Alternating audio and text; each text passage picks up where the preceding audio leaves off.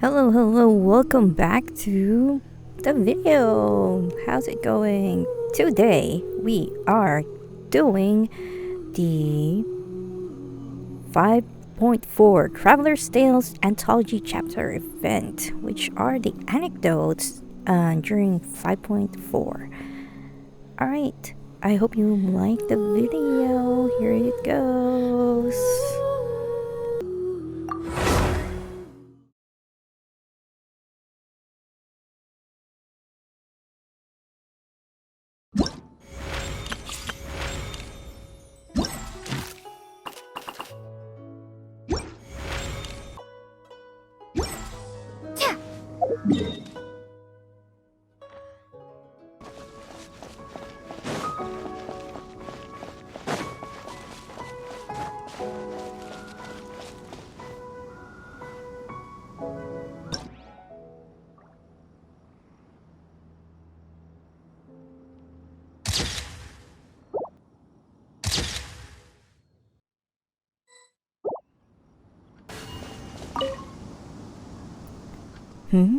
You seem tired. Run into some trouble, perhaps? Nothing but the usual minor problems one runs into while on the road. My recent travels have been rather tiring. Such strength. Still, it is best not to push yourself too hard. Take a short break today. There are leaves nearby. I'd be happy to play you a tune.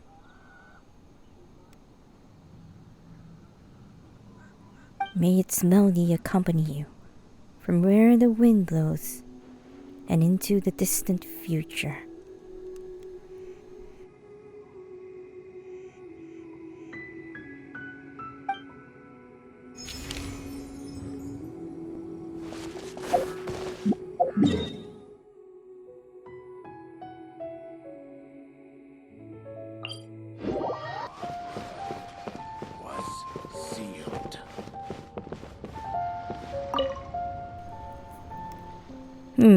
I wonder how this tea will taste.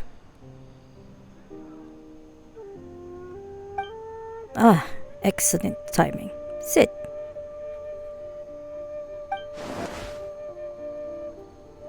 I asked someone to buy a few bags of good tea leaves from Fontaine. Quite the pricey purchase, if I might say so.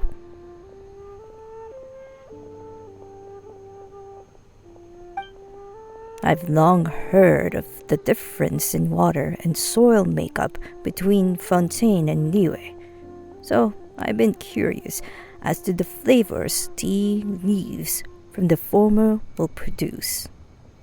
Why don't you also get some water from there?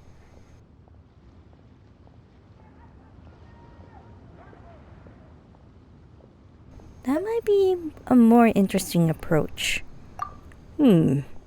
You do have a point. Though, as the ancients say, living waters silt once drawn. Were we to fetch water from Fontaine, the turbulent, tiring journey may rob the liquid of its flavor, rendering the resultant tea lesser as a result. Is there really that much to getting water?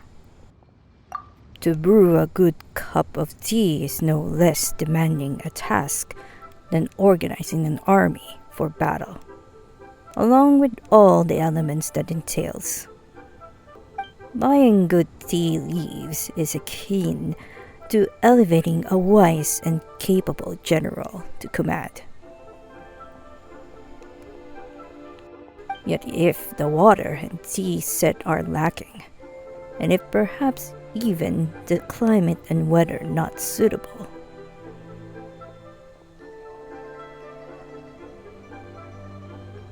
then no matter how outstanding the general, if burdened with incompetent officers and feckless soldiery, the battle will surely be lost.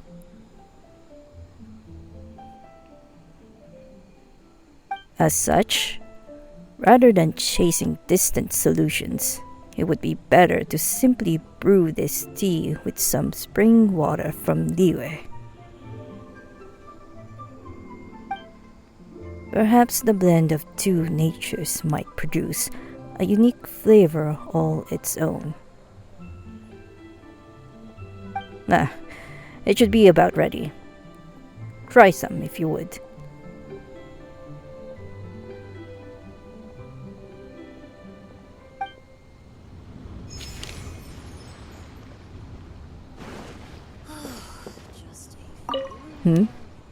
Tea from a foreign land.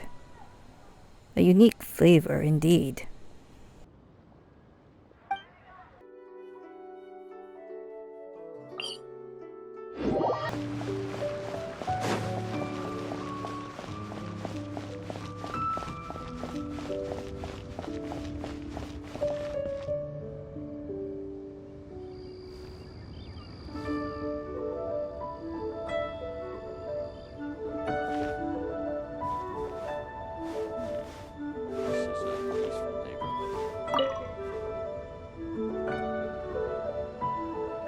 Master, look at this one.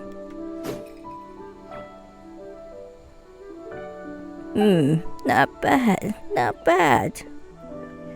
Then we follow up right away with this move.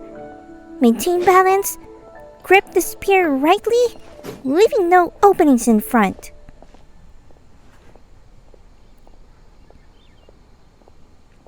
Oh, Lumine, how have you been?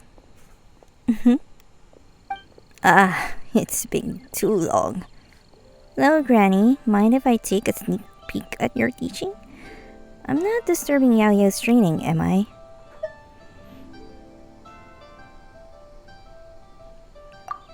Oh, not at all. I love to show you how much I've improved. Hey-ya!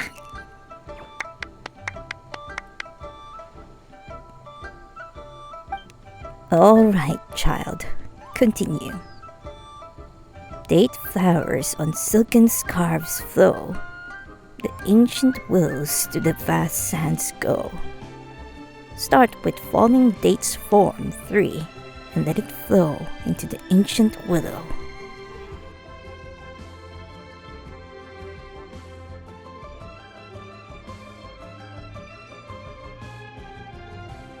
Falling dates is a poke and then a lift. Ha!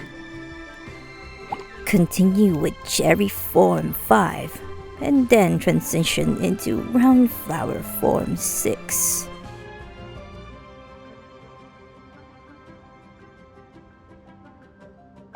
Round flower form 6. Master, how am I supposed to lead into it again? The spear is in your hands. So long as your hands can flow from motion to motion, so can your spear. Begin. Alright, we draw a circle, then rotate back, then an upward thrust. Ha!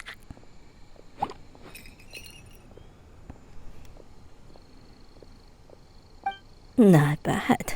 Not bad indeed. Your spear work is coming together well. Still, your wrists are quite stiff when you transition, and your movements are jerky. You need more practice.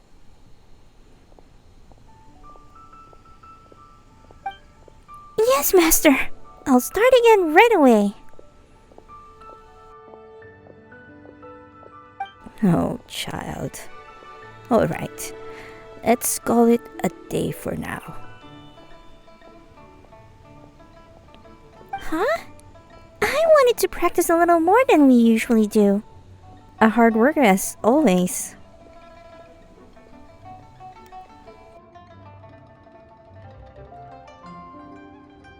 Well, as Master says, hard work sharpens skills, while idle indulgence dulls them. I'd like to ask Master for the next 2 days off, but I don't want to fall behind on my training either. So today's the day to work twice as hard. Oh, child, There's no such thing as patching clothes in advance, you know.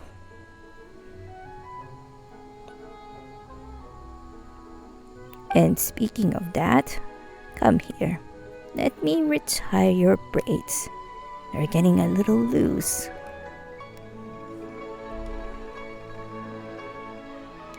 Oh, thank you, Master. Eagerness to learn is no sin, and what I said is not wrong. But much as braids cannot be too tight or loose, one must find a good balance between work and play. Play to your heart's content, and when you're ready to focus, come back and study hard.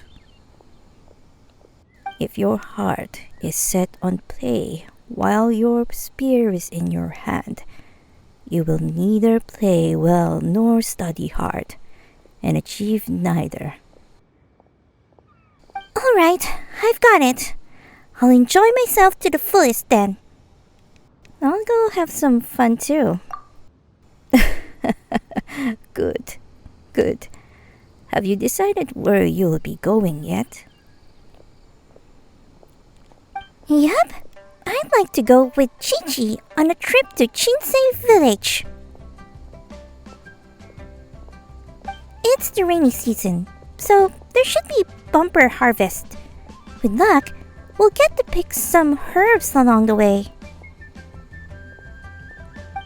Most importantly, the mountain trees will be filled with colorful leaves. I want Chi-Chi to see how beautiful they are for herself.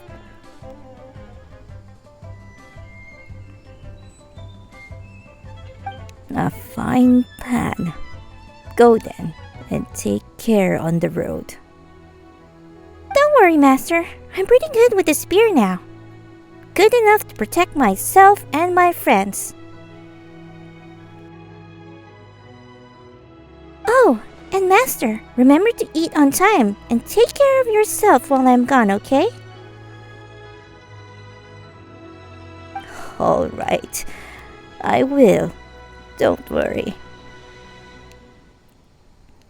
So I can carry on practicing now?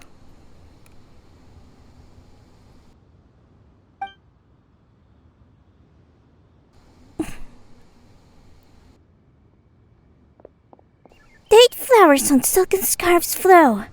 Ancient willows do... where do they go again?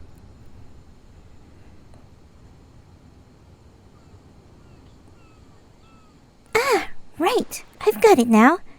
Ancient willows to the vast sands go.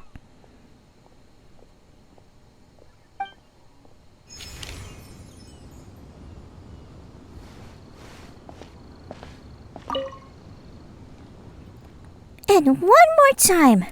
Cherry form 5 into round flower form 6. Ha! Lower your arms a little more and keep your balance steady.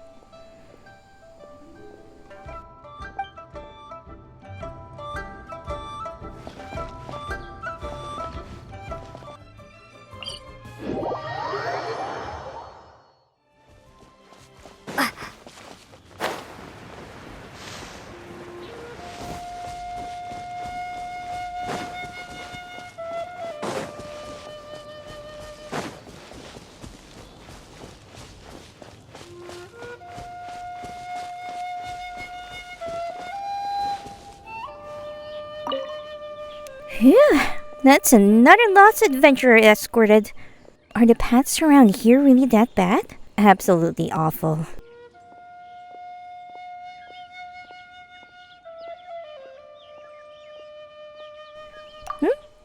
Oh, don't you worry. I'm the Knights of Favonia's #1 outrider.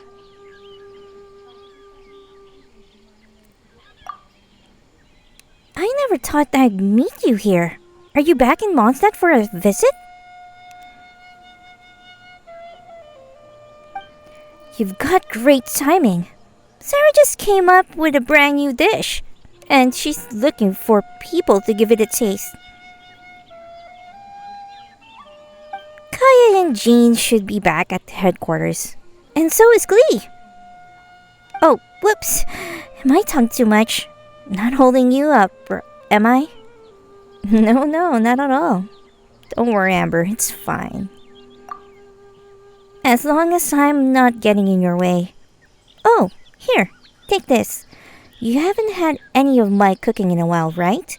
I just made it, so eat it while it's hot.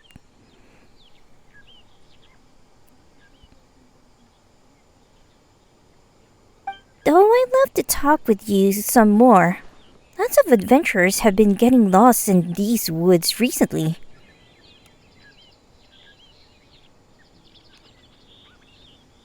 In order to escort them all into the city, I've been doing lots of extra patrols these past few days.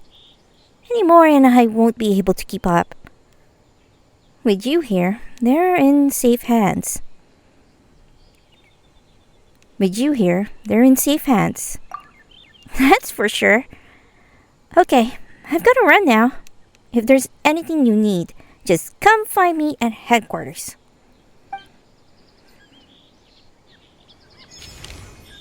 I miss Amber. I miss you, Amber.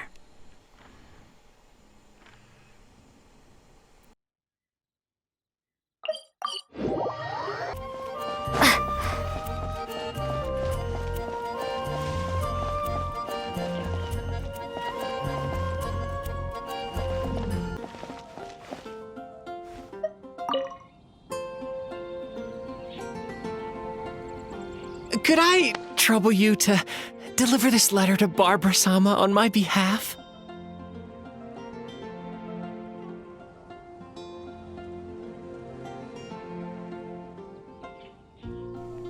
No. Please don't misunderstand. This isn't a private letter. It's an anthem that we of the fan club composed together.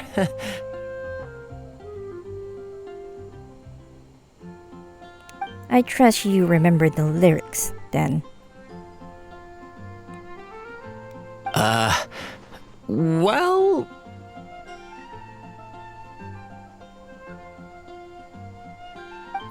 If you can't learn to patch up the holes in your story, then you shouldn't lie at all. In any case, you picked the wrong person from the get-go. Get over here, Lumine. I'm done with my assigned charity work. So you did know I was there. Charity work? Oh, please don't joke. If you really want to help me, then please enlighten me. I don't know how to express my feelings. Is Barbara the only person left in your life? Of course! I'd give anything for her. Body and soul. She's so wonderful and... Stop right there. I don't have time for this. Let me break it down for you. Prayers, performances, healing the sick. That's just a tiny sliver of Barbara's life. As a member of her fan club... I'm club president. That's even more reason to do some soul searching. Looks to me like your admiration is only skin deep. Have you ever even thought of being more like your idol? You mean that rather than having my eyes fixed on Barbara-sama all the time, I should go out and help people? And make them smile? Yikes, you're giving me goosebumps. Go back and figure that out yourself. Very well. Thank you, sister. I'll pass your words on to everyone in the fan club.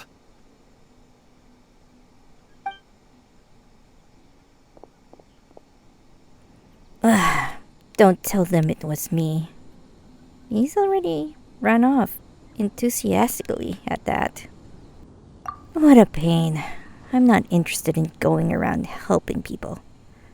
I'll need a few extra stiff drinks later. But you did help him in the end. That depends on him. Not that I care. Maybe you solved one of Barbara's problems, too. Sure, that's a good thing, at least. Looks like you're suited to being a sister of the church after all. I'd say you've done above and beyond with your charity work this time.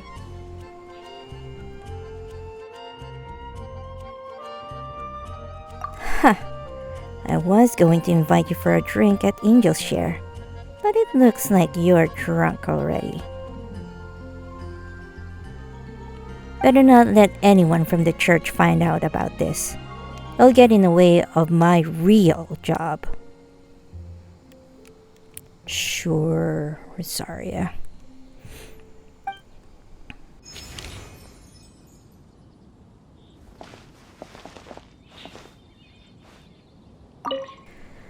That took too long. Time to clock out.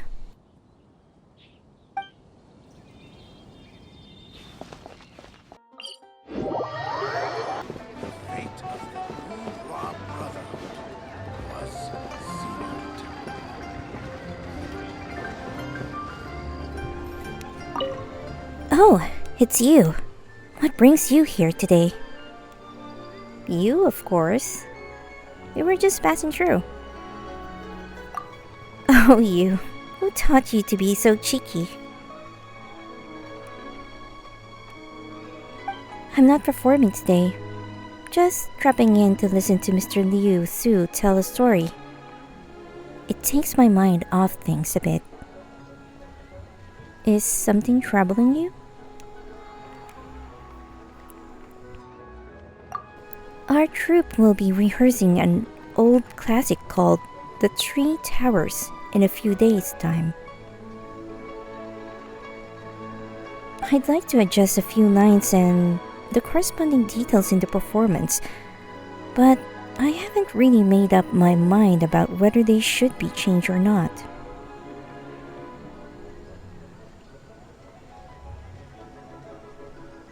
Would you mind hearing me out?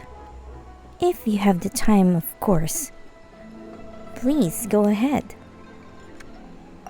For example, there's a famous line that goes like this. How gently do the clouds and flowers sway, as dancing winds meander through the veils. The half-moon is a lovely face, and a glass raised to it moves the heart.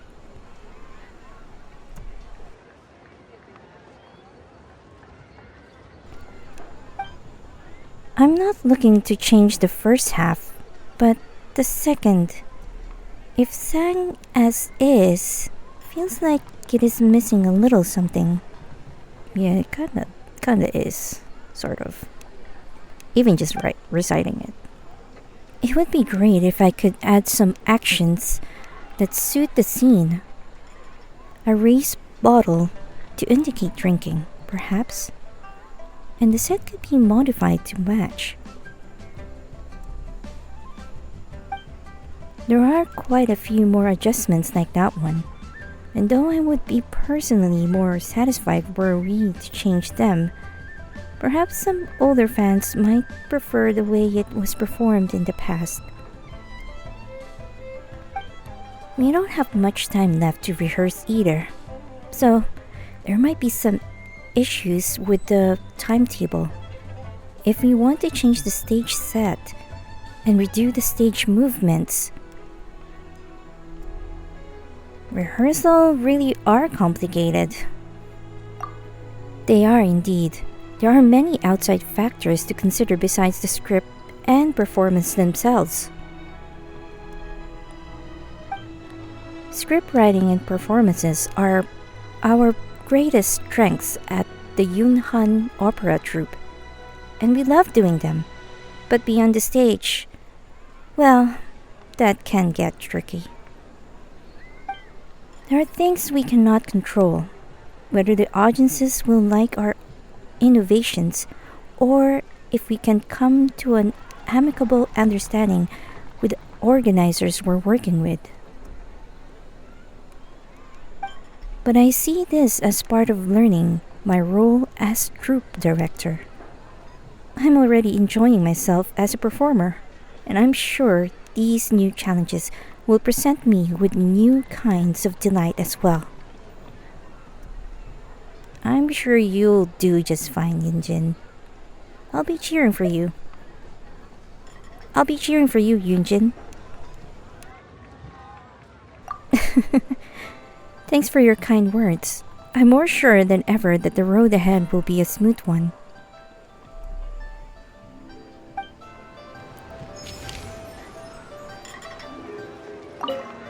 Thank you for your kind words. Please, we'd love to have you there when our new production debuts. Sure.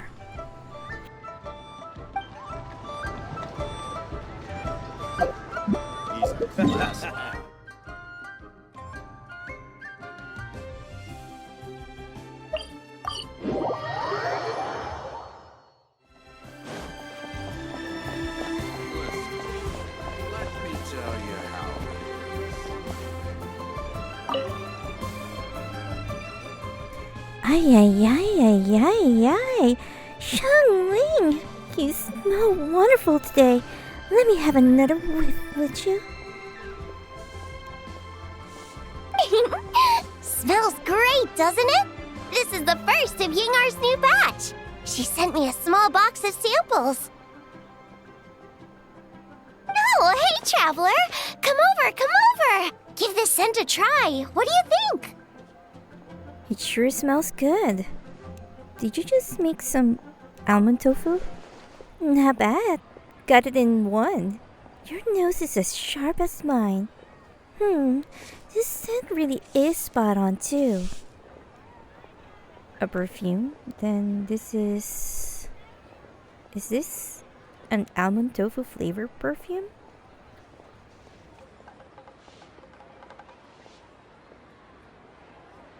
Ding, ding, ding! That's right! Just a few days ago, I was passing by Yingar's place and saw her looking all worried, so I asked her what was wrong. She told me that she wanted to make some new perfumes that would be really appealing, but that she'd been racking her brains for days without any good ideas. So, she asked me if I could think of a scent that would be novel, popular, but also something completely untried by any other perfumer. So I said to her that most perfumes are made from flowers or plant extracts. So why not try making one that smells like food? It'd definitely be really fun. Yeah, fun is right. But there's just one teeny little problem. The longer you smell it, the louder your tummy starts to grumble. Hear that, Xiangling? That's mine going. Feed me, feed me. Hey, look, I'm starving too.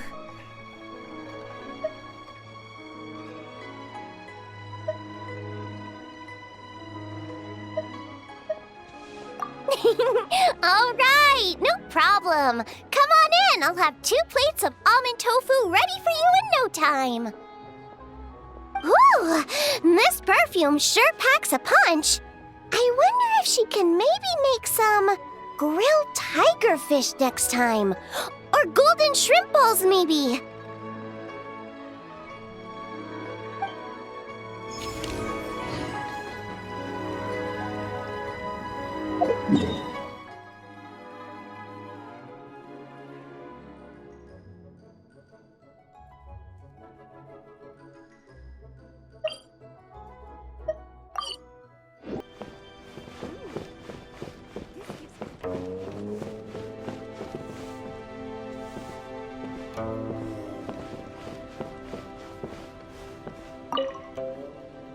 Your cold was caused by the physical and mental strain you've been under lately, I fear.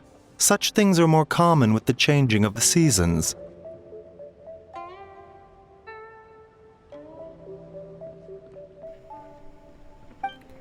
Just prescribe some more medicine for me, if you would. I'll have someone pick it up in a few days. As you say. However, while colds can be cured with medication, overexertion could cause it to reoccur. Thank you for the advice, Dr. Baiju. But I cannot simply ignore the affairs of state. Alleviating the symptoms through your prescription should suffice for now. I will write up some more nourishing dietary prescriptions. Please, take things slow and avoid weakening your body too much. Ah, Lumine, our distinguished guests. Is there some urgent matter at hand? Well, you seem like you haven't had enough rest for one. Are you feeling unwell?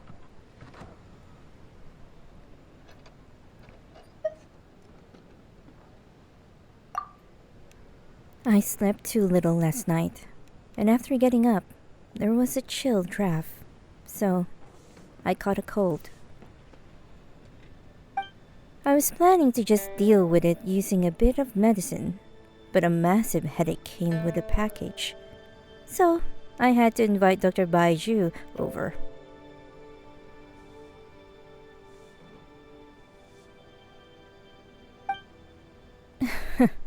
My apologies, Dr. Baiju, for having to have you come over every so often to adjust my prescriptions.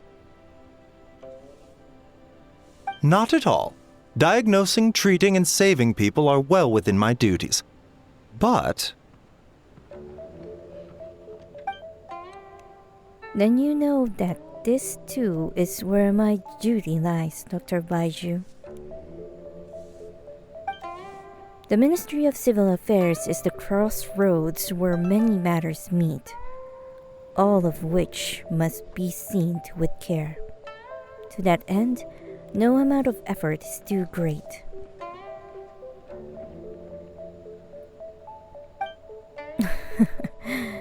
If you think just me having a headache is bad, imagine the number of people who'd get one if I were to just drop my work all of a sudden.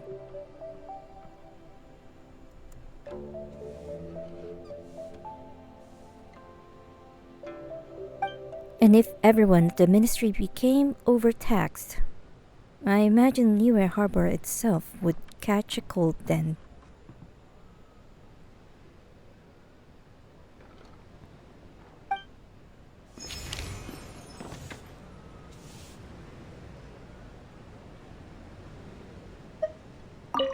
here's the prescription. Please make sure you get enough rest, Lady Tianquan. Thank you, Doctor. I'll be sure to keep that in mind.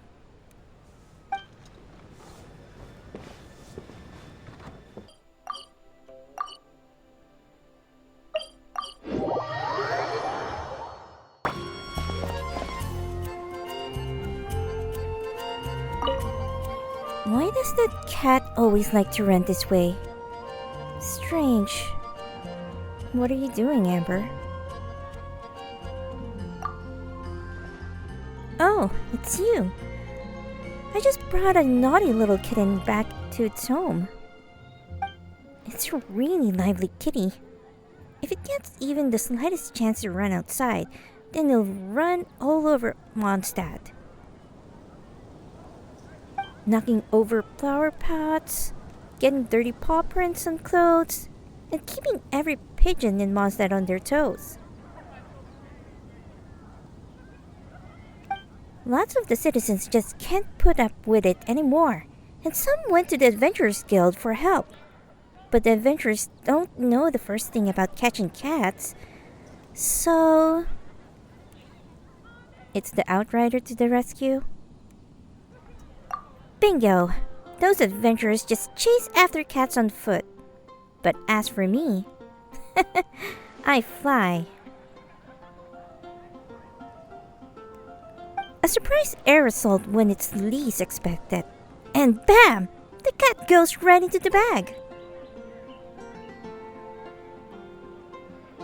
Though, it's kind of funny how that cat never gets mad at me.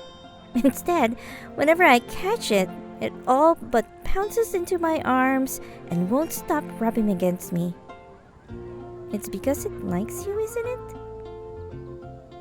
Maybe it wants to have a bit more fun. It's because it likes you, isn't it?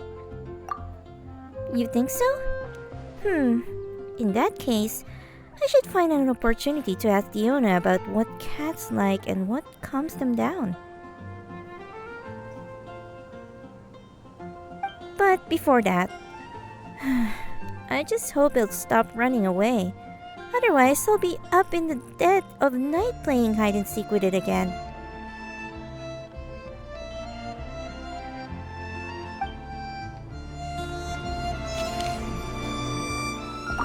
Come on, kitty kitty. No more mischief, okay?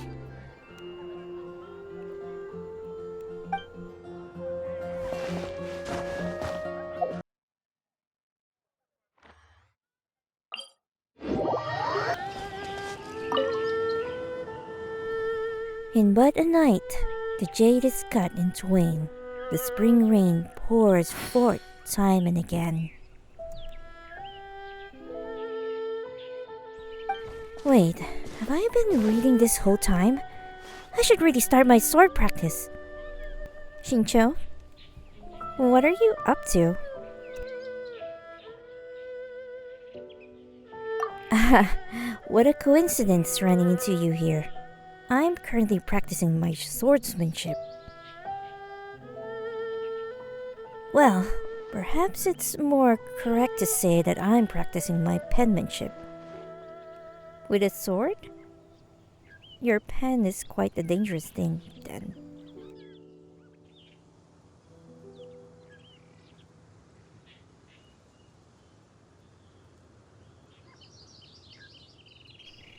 Yes, quite a novelty, no? See these fallen leaves? They're my calligraphic copybook. Some are sliced down the middle, others cut along the veins, or chopped into pieces, and each represents one of 3 different calligraphic scripts. Scripts, you say?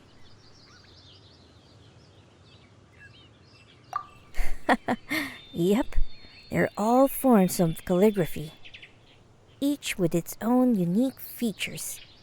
Some are neat and orderly, and others are more free-form and expressive.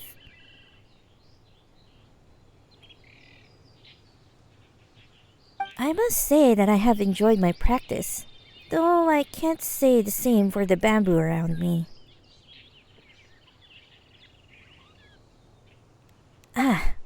This time I truly did become the autumn storm that sweeps through the forest. Was the phrase you were reading before some kind of secret mantra?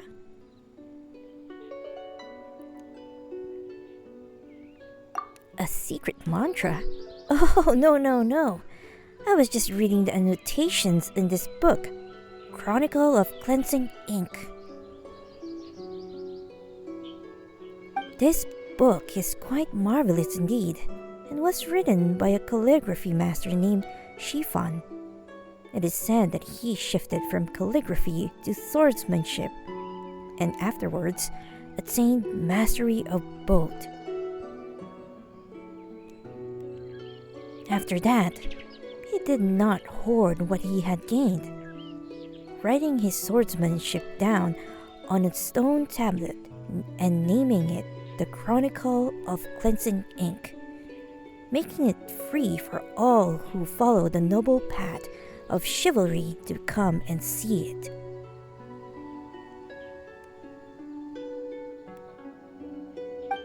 This particular book is a rare original annotated copy, with contents all transcribed from the original stone tablet.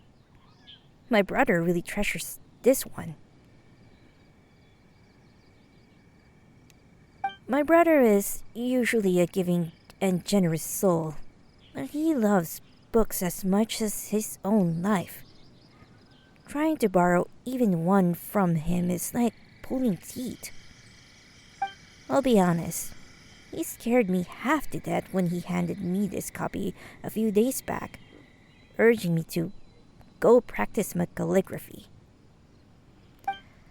I had thought that I was about to be disowned on account of my terrible penmanship, and he was giving me the book as a farewell gift after having heard the news in advance. You should have seen the two of us, weeping and wailing, our hands clutching the book, refusing to let go. I suspect he was just reluctant to leave the book into your hands, and that you just really didn't want to practice, huh? Oh, come on, you. You just had to come right out and say it, didn't you? Well, I thought the scene was pretty funny. In fact, I'd like to include it in my novel.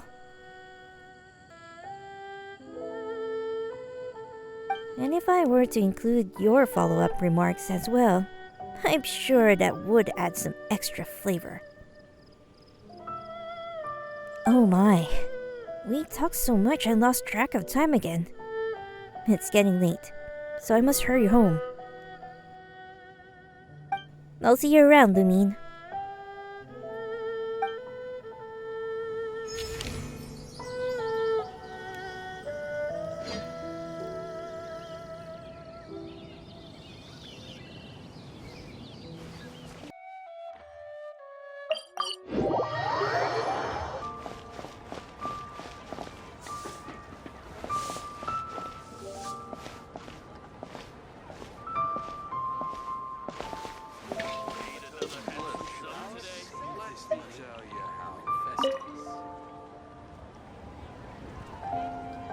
Please help. Try this. Huh? Hmm?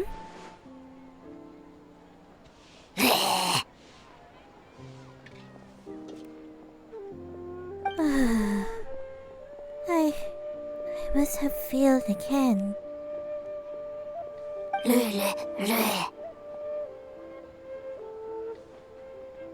Thanks for being nice. Could you also try this one? Huh?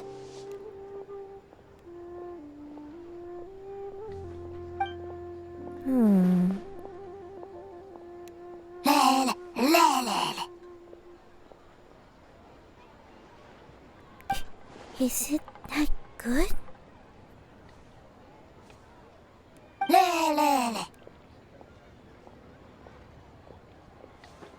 Yes. Well, something smells good. Are you whipping up something delicious? I borrowed this kitchen from Chef Mao. I wanted to cook something. But I can't taste. So Chef Mao asked Goba to help.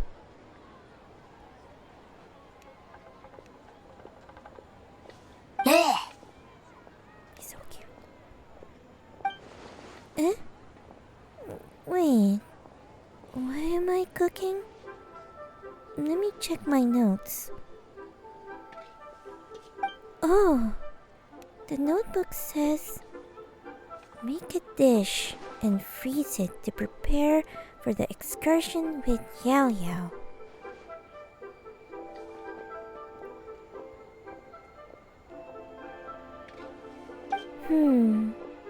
I don't need to eat.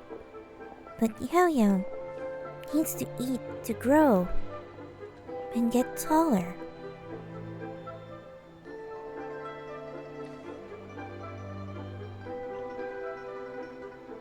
Will Yo-Yo grow taller than Dr. Baiju one day? That might be a tall order. Don't worry. Yo-Yo will be cute, no matter how tall she is.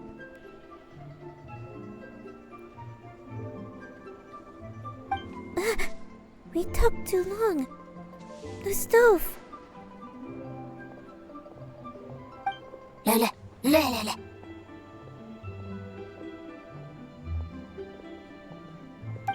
Thanks for watching the stove, Goba. Please, try this last one as well.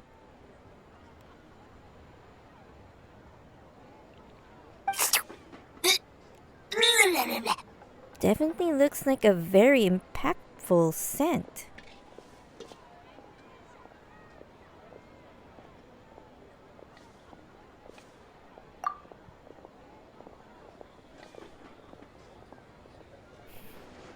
Koba is so cute. Cheap and tasty chop suey! People must have iron stomachs.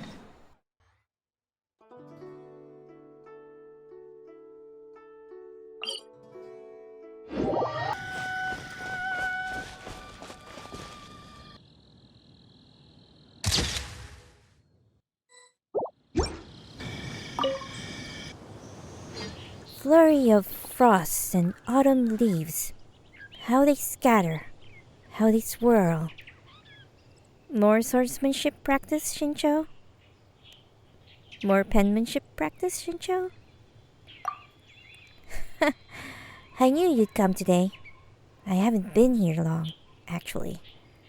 This must be exactly what they mean by great minds thinking alike, and the understanding shared by kindred spirits. Did your brother end up reclaiming his book? No, he hasn't. He did see me reading as I practiced my swordsmanship, and he did sigh, shake his head, and make gestures with his feet and hands. But he didn't ask for the book back. So why did he suddenly...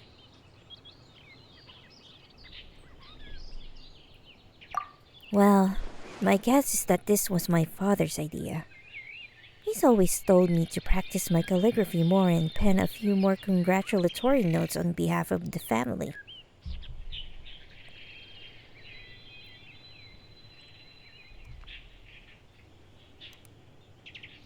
That way, I could temper my mind, and also gradually get in touch with our business partners, which would lay a foundation for my future role in managing our family affairs.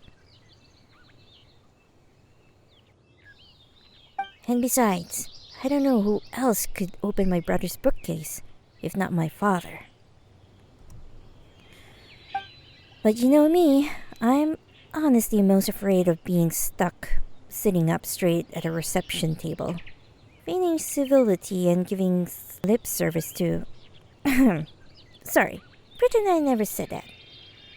Yeah, that sounds like it'd be really grating.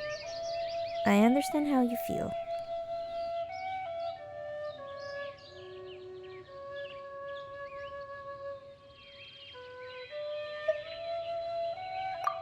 Right? I'd much rather find a quiet spot to practice penmanship on my own than sit there drinking stale tea and listening to staler conversation. So, I came here under the pretext of working my swordsmanship into my calligraphy and gaining the relevant enlightenment from Chronicle of Cleansing Ink. That way, I get to do a bit of both. I didn't expect that you'd showed up so quickly though. It seems that my swordplay was quite the effective signal beacon. And what enlightenment have you gained, perchance? I've realized that even famous figures have an earnest side to them, They aren't prideful, haughty beings of divine skill, as many think. As you can see, this original annotated copy contains some remarks and critiques made by a who's who of swordplay and calligraphy from the previous generation.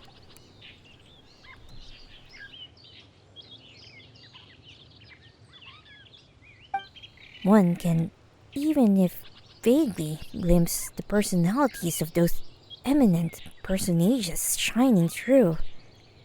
Take this for example. This is another calligraphy great who didn't get along with Chiffon. See how he nitpicks and hangs on to every little error, and how long his annotations are. See? This is the commentary he gave on Chiffon's calligraphy. Free, unrestrained, sharp as a bared edge, like a great tree braced against the wind.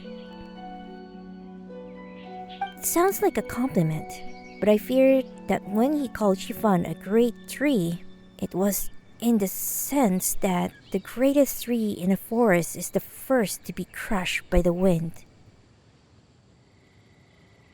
An educated person indeed. Quite the backhanded compliment. You can barely tell it's criticism. Of course, those two often butted heads, but one must always be careful when penning words down. Words penned in black and white can hardly be taken back, after all. In response, Chiffon penned the following response. Spring will come, and the tree shall yield lush shade. And here too, I remember that the one who wrote this was Tian Chuan at some point. They say that he was brilliant at both calligraphy and swordplay, but that his comments were always very concise. This is what he wrote. Lovely, but you never did learn how to sign your name. There's all sorts of other interesting annotations too. Come on, let me show you. Hold on just a second. Wasn't the point to use swordplay as a way to transition to calligraphy practice? Oh, there's no rush. No rush at all. As my great-grandfather always says, to practice calligraphy is to temper heart and mind. Only by understanding this text can you learn to write the words within.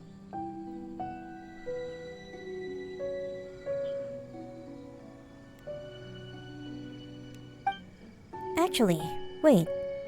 Do you know what time it is right now? Well, just look at the sky. Oh, drat! I'm going to be late back. Looks like I'll be getting an earful from my father now.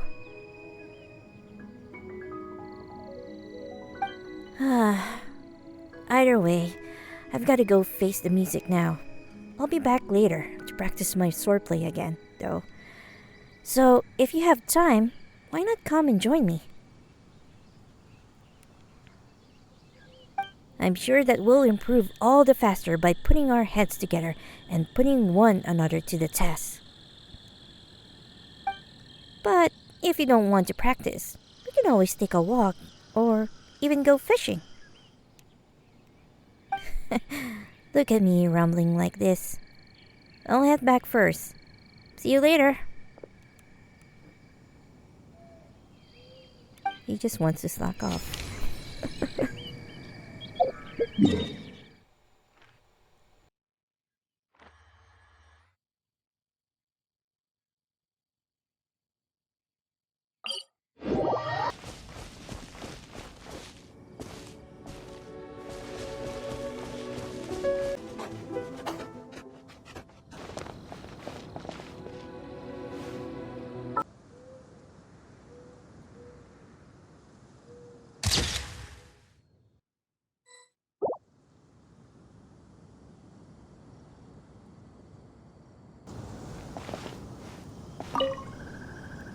Yes, very interesting.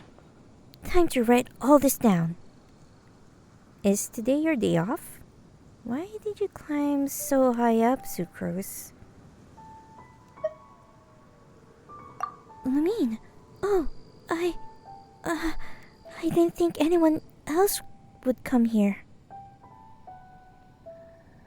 I'm taking advantage of my vacation to do some nature watching. Nature watching ruin guards, then?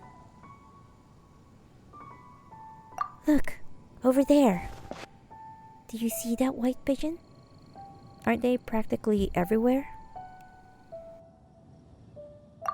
Yes, but only in places high, safe, and inaccessible enough to humans will they show their most natural, authentic appearance. Speaking of which, see? Patrolling ruin guards don't disturb them at all. Is that because ruin guards don't actively attack animals? Is that because animals understand that ruin guards aren't hostile? That's precisely what I'm curious about. Once, I observed a finch making a nest atop a ruin guard's head, and yet when others approached, the ruin guard restarted itself. Could such a relationship be considered symbiotic? Is there some language or signal-based communication between them? Is this trust in automatons an inherited instinct, much like the imprinting phenomenon? Or is this an indication of them possessing greater intelligence than we assumed? Living creatures are hosts to so many secrets, and I want to learn all about them. Those are questions worth considering. I totally understand how you feel.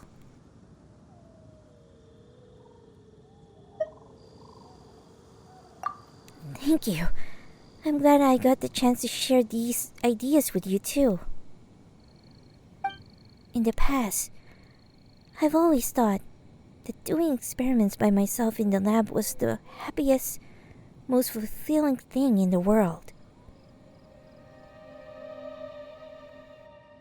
But now that I think about it, spending my vacation this way isn't so bad either.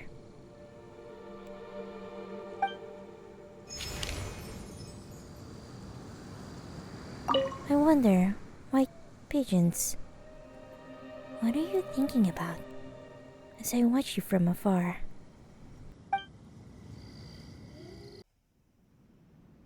Oh, is he sitting there? Yes. Very busy. Can I get all your stuff and put it on my Serenity bot? Also, I want this too. Can you give me those? Hey, it's been a while, Luke.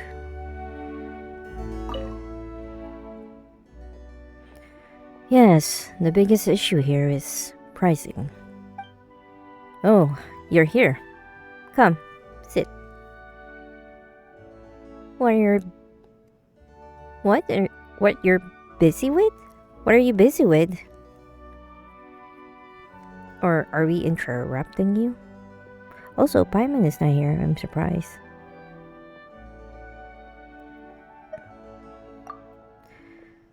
I'm looking over the winery's recent production and sales reports. Don't worry, I just finished. I wouldn't go that far. Oh shit, did I? Skipped.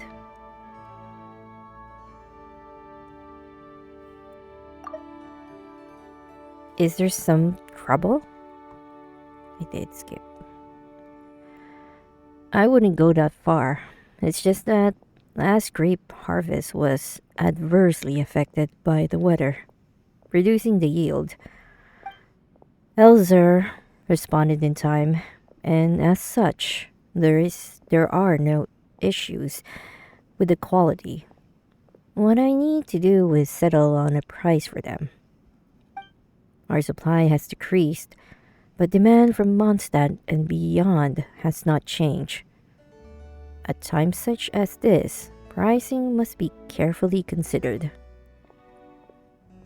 Scarcity drives value up. Precisely. When demand exceeds supply, some will seek to profit more.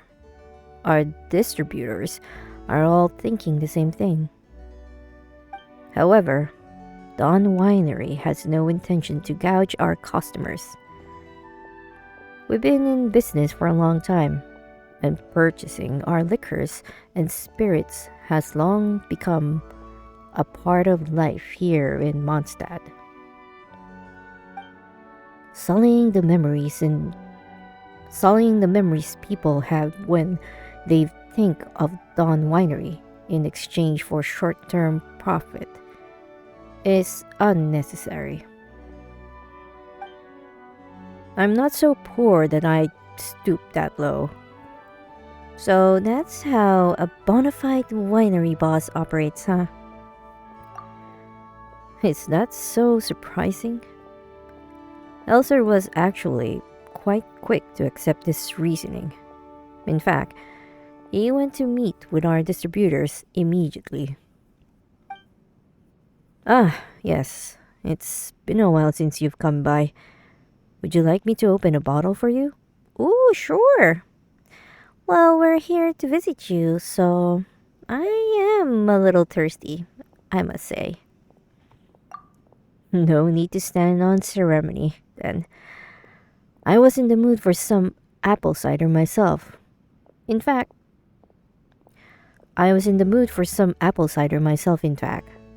Would you like some? The first cup poured from a fresh bottle is the most fragrant. Here. See the look. Good to see you. How does it taste? If you like it, I can pour you another glass once you're done. Sure. I will see you soon. I have to go meet some friends. Like your arch enemy, Fiona. Oh. Her weapon is drawn, and that's the sacrificial. Sacrificial weapon. Oh. Pew pew! Hunting alone, Diona? Hunters of the Catling bloodline return successful even when they go solo. Wouldn't shooting pew pew scared animals off? No way! Can't you see that my arrows fly faster than the sound of my voice? Ah, so the pew pew is for a cutesy dramatic effect? Hey, cut that out! I can hear you, you know. Don't you underestimate Catling ears. Whatever. I'm not going to argue with you. Here, have some meat. I caught more than I need, and I've shared it with everyone anyway if I brought it back. Aw, thanks, Diona. You're the finest hunter in the Springvale. You'd best remember it. And vote for me if the town ever chooses a champion. Last thing I need is for you to help give that silly old dad of mine a big head.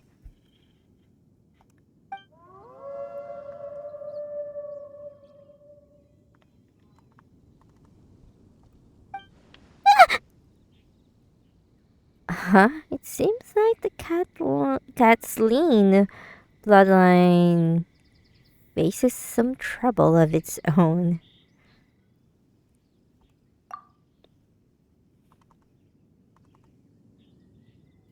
I'm not afraid of those wolves, you hear? Absolutely not. It would just be too much trouble if we were to fight. That's all. And I'm not sharing my catch with them after I worked so hard for it. Hey, what are you standing around for? They're practically on top of us. Come on, let's just go already.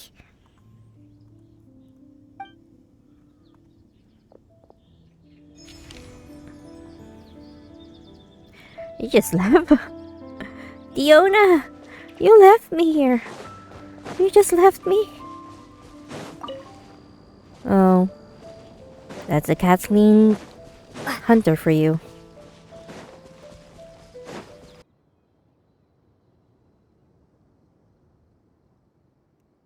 Oh.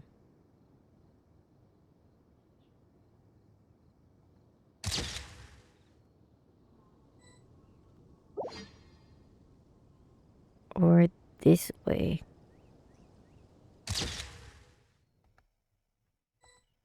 Great shot. Razor! Razor! He's not here either. Lumine, did you see Razor on your way here? No, why? Is there something urgent you need to talk about? To talk to him about?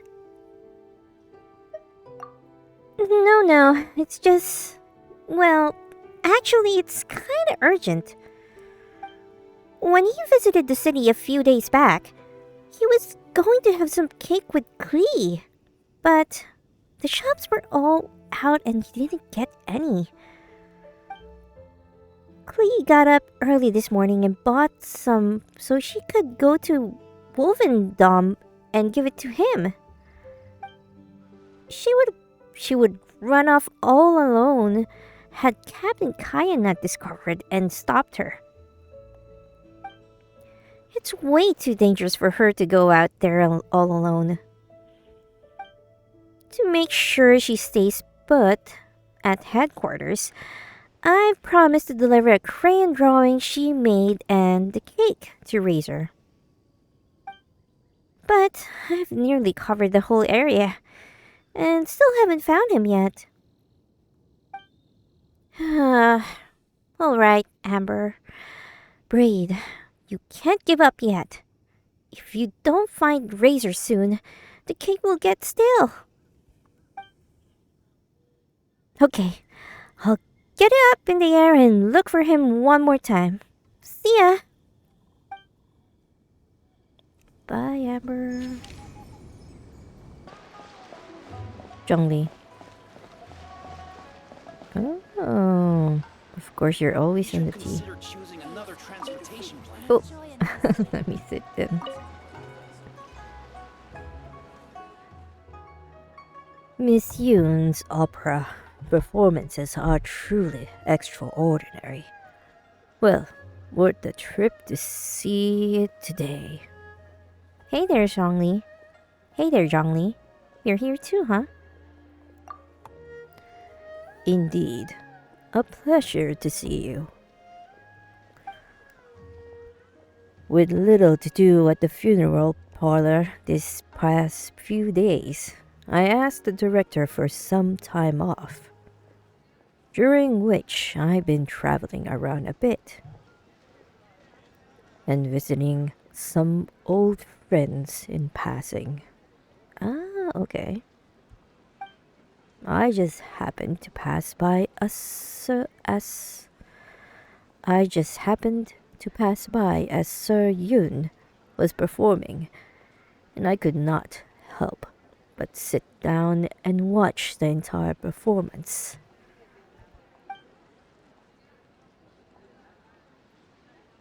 She exercises wondrous command of this folk art. So absorbed was I in the performance that I forgot to drink even a single cup of the tea I had ordered. To drink tea of such refinement cold when much of its flavor has been lost. A shame indeed. Do you have friends around here as well? An ancient adage says, as lush mountains may be found everywhere, so too may friends be met. But my dear associates are busy at the moment, and I don't wish to disturb them. Oh, I am curious to which friends are these? Or adeptus? Checking on them from afar, sending them letters at suitable times will suffice. Ah, truly, I have done this fine pot of tea a disservice.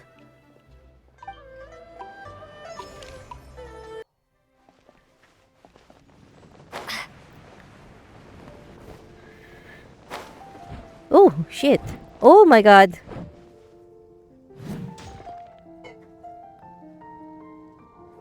An actual NPC that actually moves. And like fighting on her own. Noelle, are you mad at me?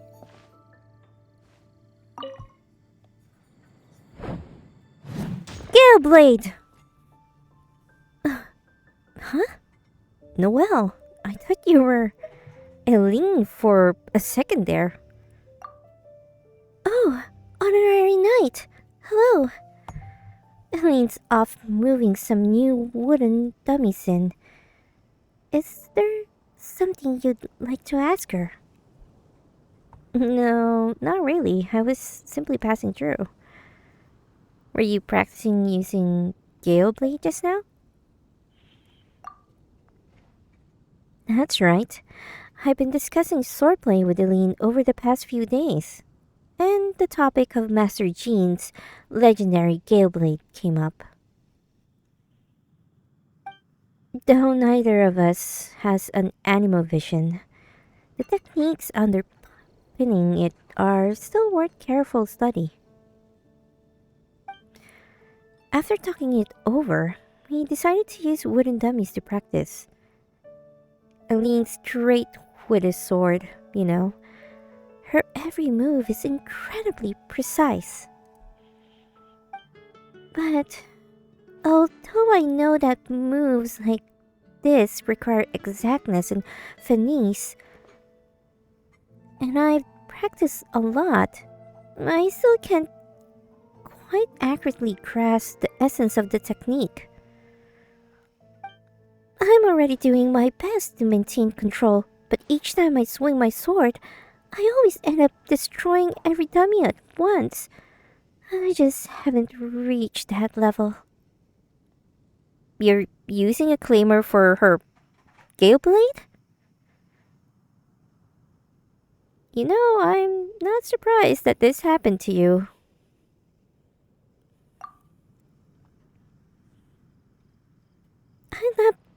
I'd love to practice with a one-handed sword, but they're all just too light. They feel so alien to my hand. I can't comfortably wield them at all.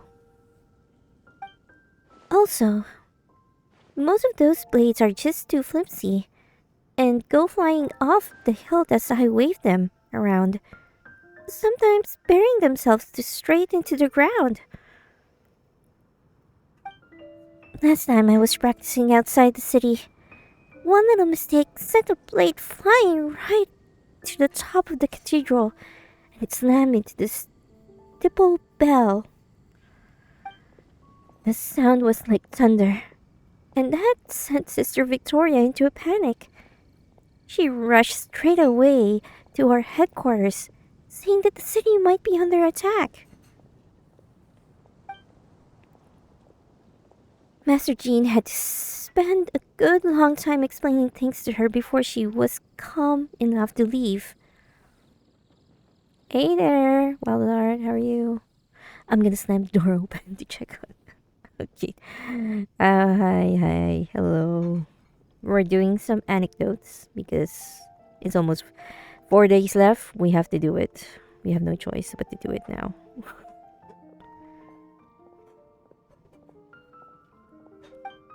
I've already asked Mr. Wagner to forge a super heavy single-handed sword for me.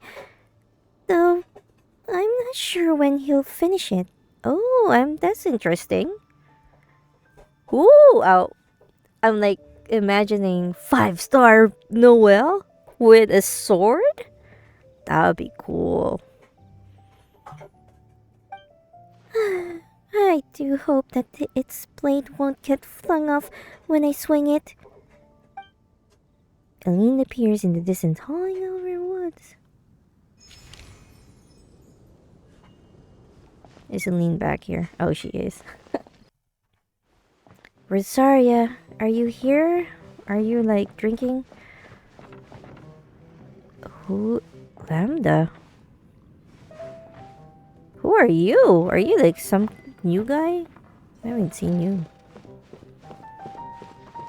Bruce. Okay. Oh, there you see. I knew she was here. Okay. Rosaria, what's up? What are you doing? Let's go.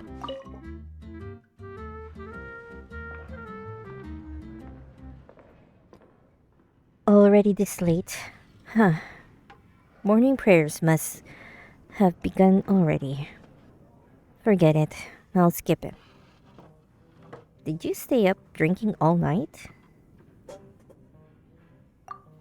I'm working right now, you know.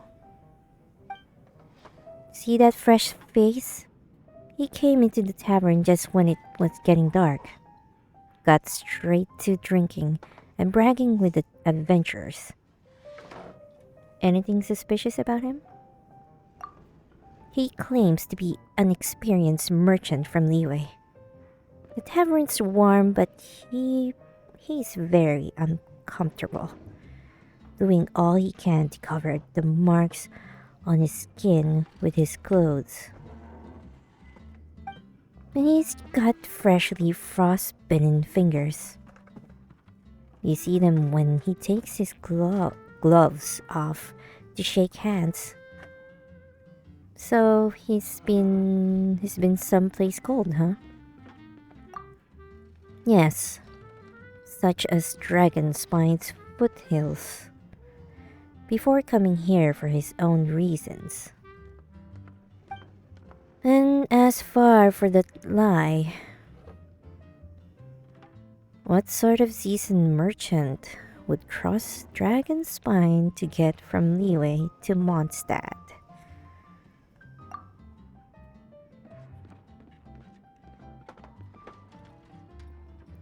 Want me to what?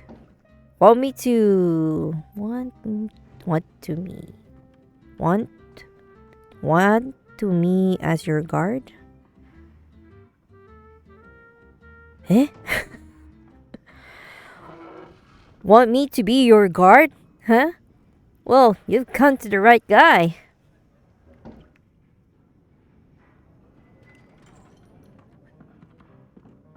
I've heard much about your deeds, Mr. Stanley. But I'm afraid... Oh, yes. We still don't have quite enough people. See, a little bird told me that the legendary treasure hoarder, Big Sis of the South, has the batch of goods I'm moving to Liyue in her sights. Wait, I think I know that person. We fought them like somewhere in Liyue. Like in a daily quest or something. Stanley, want me to talk to Catherine about this and help this good gentleman out a bit? I wasn't planning on running any errands in Dornman Port anyway. When are they gonna release Dorman Port? When we go to Shasnaya? Ah, that would be wonderful. I can't thank you enough.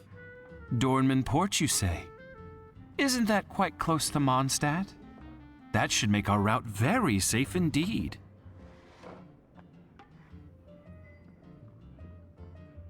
Of course, I'll still need the bulk of manpower on my end instead. Money's no object, so just gather as many of your comrades as you can. Sus. Thus giving you a chance to waylay the goods at Dormanport, I presume. What? What are you talking about? Come with me, my good gentleman. A warm tavern isn't the right place for what I want to talk to you about next. Wait, sister. Is something the matter with him? Since when does Big Sis of the South ever tip her hand before she makes her move? Luring troublesome opponents away from their post. You treasure hoarders haven't learned any new tricks even after all this time. I don't know any treasure hoarders. I'm innocent, you hear? What I hear is that, as it just so happens, the Knights of Favonius caught some treasure hoarders making camp in the Dragonspine foothills. Since you're innocent, I am sure you wouldn't mind coming with me to see them. They wouldn't recognize you, will they? You? Don't even think about running. Wow, she's so fast. Exposing your back to me was a bad move. Come on then, I'll give you a choice. You can talk to the knights, or you can talk to me. Man, that's so cool. I mean, I guess I like these anecdotes. Aha! I found you guys, finally. Jeez.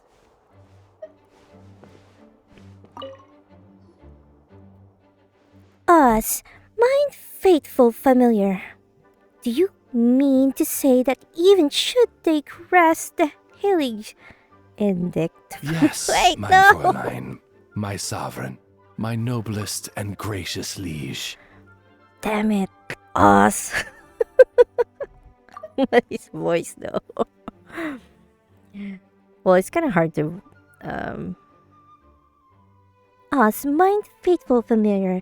Do you mean to say that even should they grasp the highling benedict along the glorious revelations of the Eminach, right, will remain beyond their comprehension? I will just repeat that. Yes, mein Fräulein, my sovereign, my noblest and gracious liege. Not only do your retainers in the Adventurers Guild speak your true name aloud, but they even named the Heilige Edicta the official dictionary. Oh.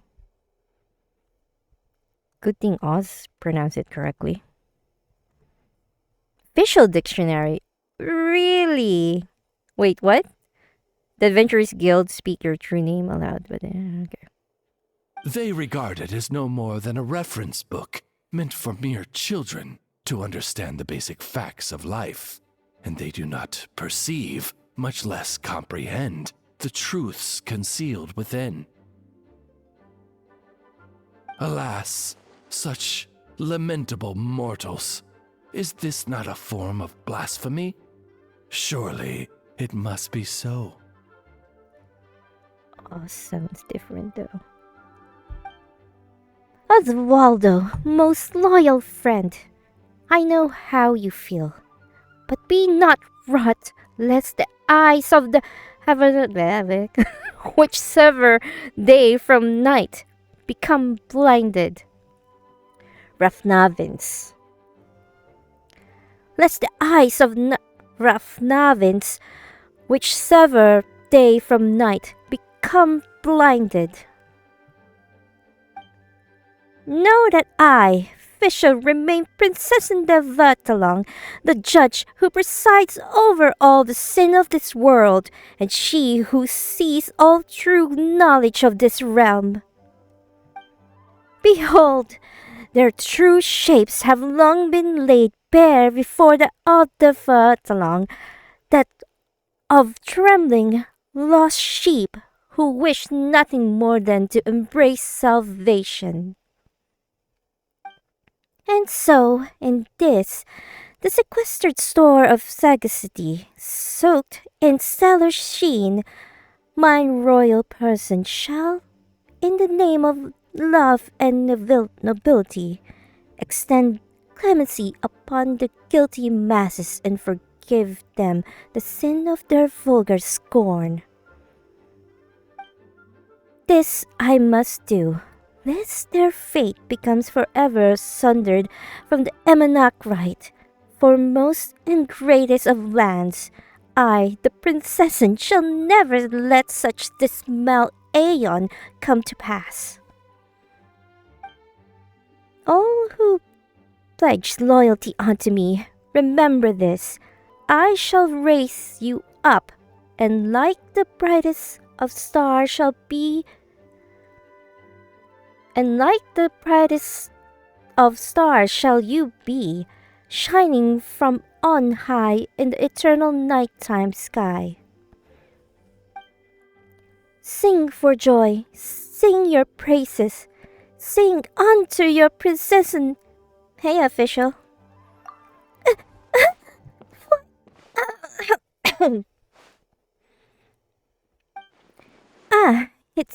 It is you, O traveler from beyond this world.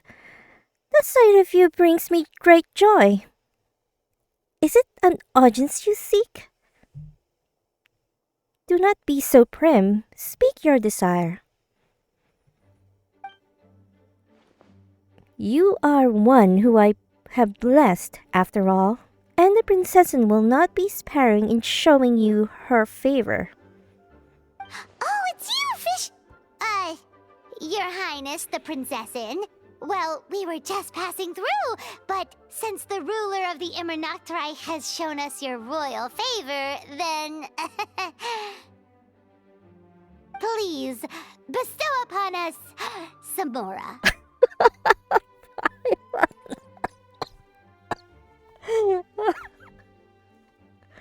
Dang.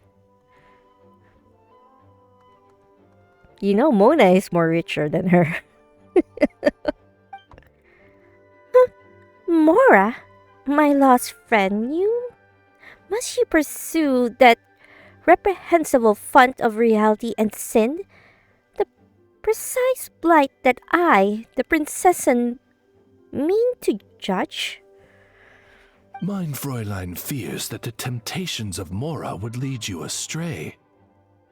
And might I add that, despite how it may sound, she is not simply making excuses because she cannot afford to honor your request. You never know. Paimon's one true love might just be Mora. That's right. The world's a big place with all kinds of dreams, after all. I thought it was food, actually. But Mora, I guess. My eye! Huh? What's wrong, Fischl? Are you ill? Fear not, Paimon. Mein Fräulein is not ill, merely using her power. I see it. Paimon, my left eye sees your fate and its truth. The stars convene for you, and lost dreams afloat amidst the dark before dawnbreak. A veil unimpenetrable, even to a scribe who sees all secrets. That which weaves your fate is the golden thread of the truth and wisdom.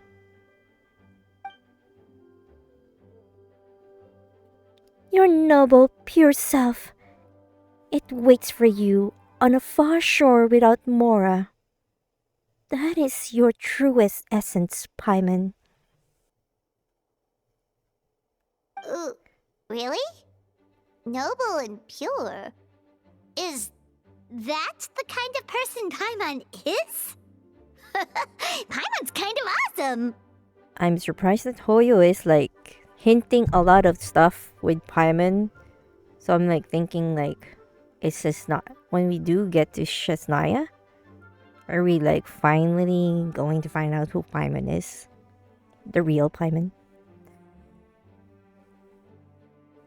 But I forgot if it said her last name. I forgot too if she did.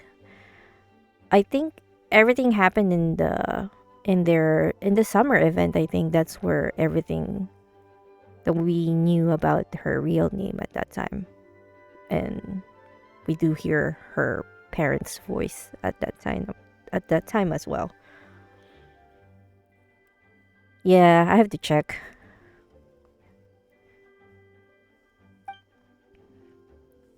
No, I cannot strive further. For even the princess who bears the Alta of Atalong is certain to become lost in your boundless, immaculate, phantasmal night. In the name of the Princess and Paimon, you must completely purge from yourself the foul taint of Mora. That which means to plunge your world into darkness and despair. Completely purge the taint of Mora? I think she's saying you can't have even a single Mora to your name. What? Poor Paimon. That is precisely mine Fräulein's meaning. Not a single Mora. Not even one? Paimon's so sad. Yep, don't worry, Paimon. I'll keep all your Mora. I have your pocket. I still have it on my inventory. I will show it later. Hey, why are you all looking at Paimon like that? You don't seriously think she was asking for Mora, do you? It was a joke! It's been a while since we saw each other, so Paimon was just telling a joke. Because we're friends. That's right. It has been quite some time. Right! And it's so nice to see you again, Fischl. Oz. What are you doing here anyway? Well then, has the time come to speak of business? Gladly shall I inform you, then, that this convocation is being held to revise the Heilige Edict de Vertalang. And what's that? Fischl's Dictionary. It is a manual circulated amongst mine retainers, which they mean to use to interpret the glorious revelations of the Anecdote.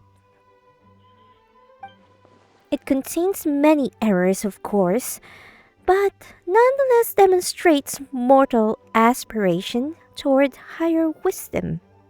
As such, I shall permit its existence. This manual shall guide them toward all-surpassing world, the terminus of the universe, the place of the rest that shall shatter fate, the end of casualty itself, the Anecdote. Wow! That sounds super impressive. But what is it exactly? Simply put, it is a tome that can translate mein Fräulein's speech into common tongue. As such, the adventurers have taken to calling it the Fischl Dictionary. Ah, so it's a Fischl Speak translation manual. Yes, but please be aware that using anything other than its official title is quite disrespectful. It is formally named the Heilige Edicta de Vertalang. We will have to make sure that this is noted in the revised version.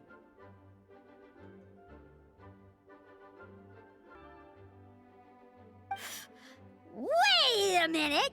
So the book actually exists? Could you show it to us? Of course, but not now. for there are still many errors in the present version, and I shall not have the oh blessed one struggle through the morass that lies between fact and falsehood. That agony, those shackles. I shall be the one to bear it all alone.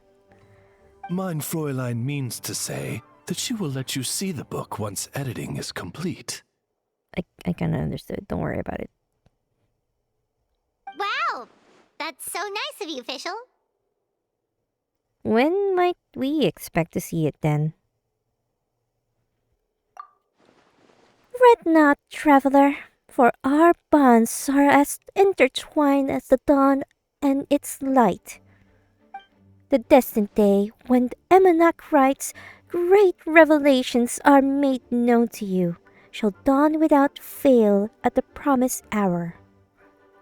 What mein Fräulein means to say is, will be done soon, stop rushing me.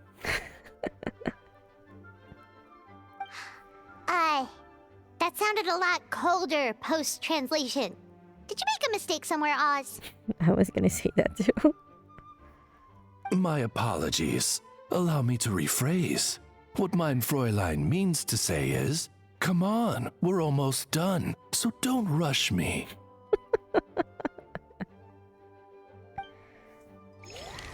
That was so fun to listen to, official. Okay. A refreshing night such as this is perfect for training. You know, whenever I recall the steps I've taken in the study of swordsmanship, memories of my journeys also flood into my mind. As such, no matter where I am, when I hold my blade, I feel as if you are right there with me. Shall we spar then?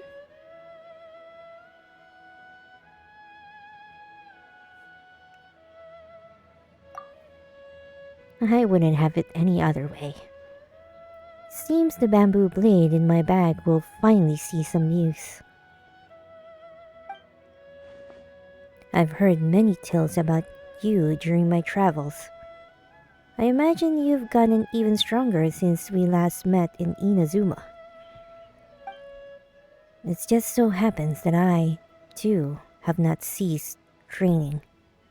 In which case, let the blades in our hands tell of our experiences since our parting. Wow. That's pretty cool.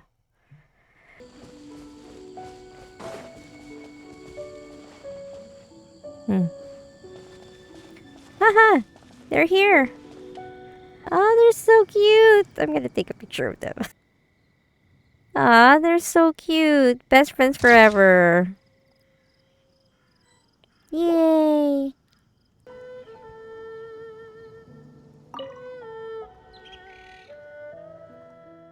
Wow! It's beautiful. I'm so glad you liked it. When I saw this view before, I just knew I had to find a chance to bring you here to see it too. I like it a lot. But... what's wrong? Did we have to walk too far to see it? No. Are you hungry then? Or thirsty? I've got coconut milk in my bag. Would you like some? It's not that. I...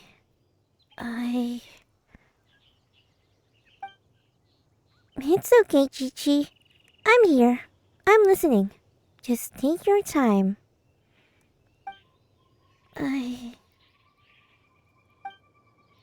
I'll forget this place soon. Yeah, I know.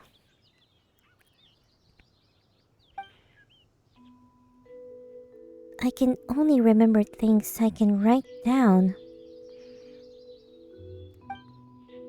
Things I can... Things I can't write, I can't remember. I was so happy today. But if I can't write it down, I'll forget. The color of the leaves, the whirling wind in your hand, Yao Yao. I'll only remember your name. That's good enough. Heya! Heya. Huh?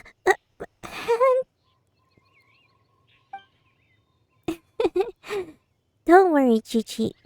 I've got a great memory. I can remember all the phrases that Master teaches me to remember spear moves after only a few repetitions. Also, Yanfei taught me some super cool, associative mnemonics. For example, some of the leaves we saw today were golden, like the bells on my head.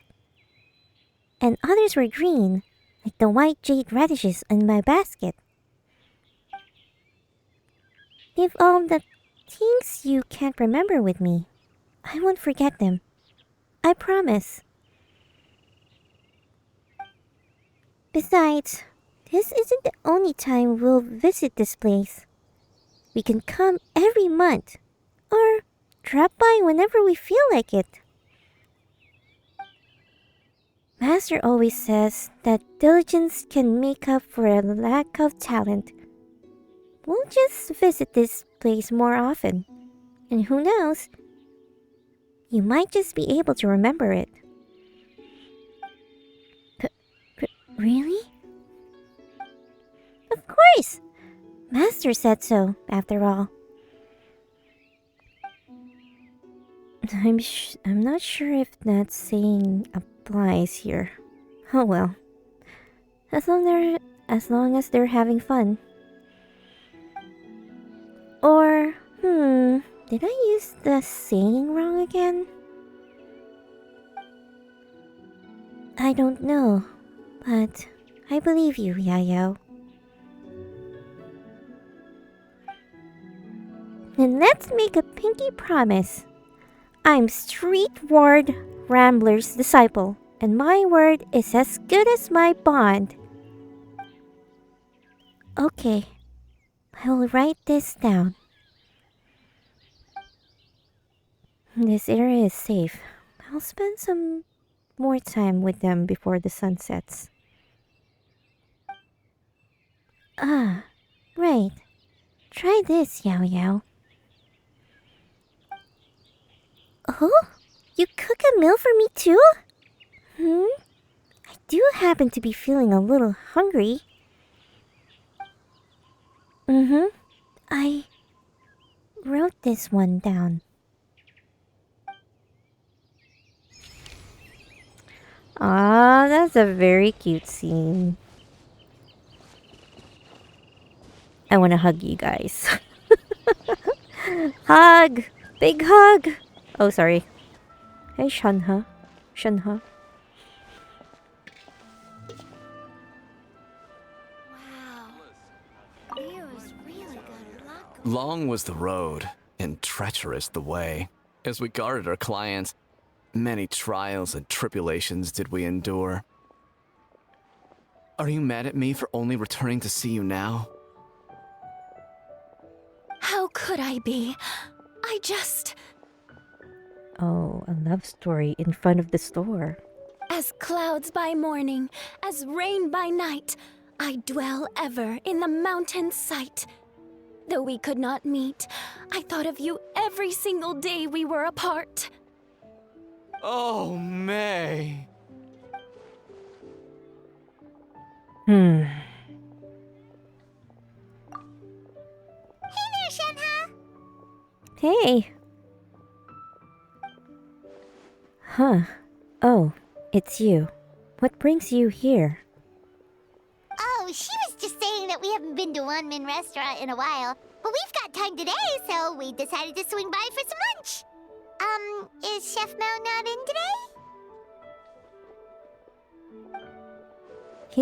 He's out buying some ingredients. So, I'm looking after the store today.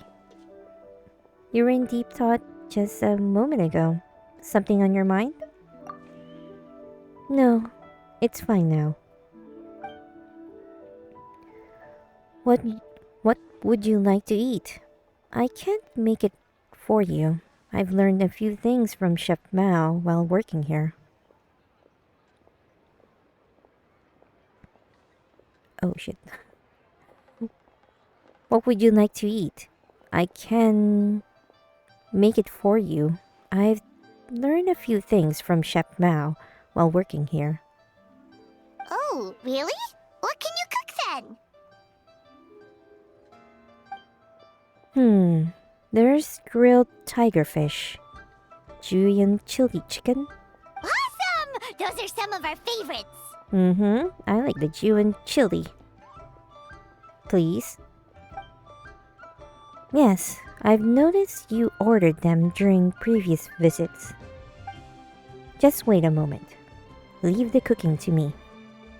We'll help you out. That's right! Paimon, the great gourmand and taster of countless delicacies, is here to give you some tips today. Let's go! Third Kaguya fan, 2 Basara weapons, 1 casualty divider. Casualty divider is... who's that guy? Nehan? And you also pulled your second Gabriel dagger. Oh, nice. So I have a PNS bingo done. That's so good. What did I get? The grant that I get was... Other than that, I did have my eternal... How Mao again? Another dagger. Other than that, not as much, I think. Yeah. So I'm like contemplating what to get on the birthday setup and the surprise ticket. I mean, Anecdotes. But either I would probably need a holiday ones. No, like a Valentine, because those are the people that I have not rolled usually.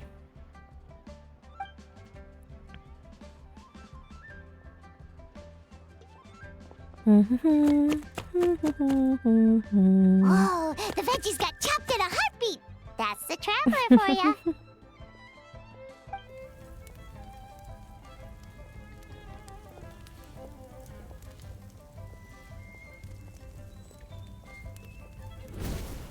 Oh.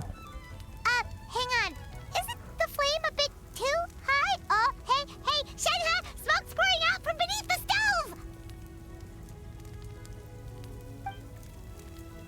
No need to worry. Cryo incarnate!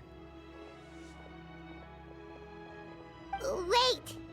Why'd you freeze over the stove, too?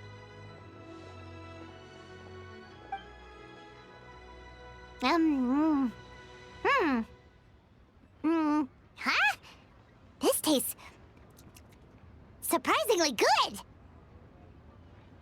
The chili chicken's taken on a whole new texture after being flash frozen. Have we discovered a new dish by accident?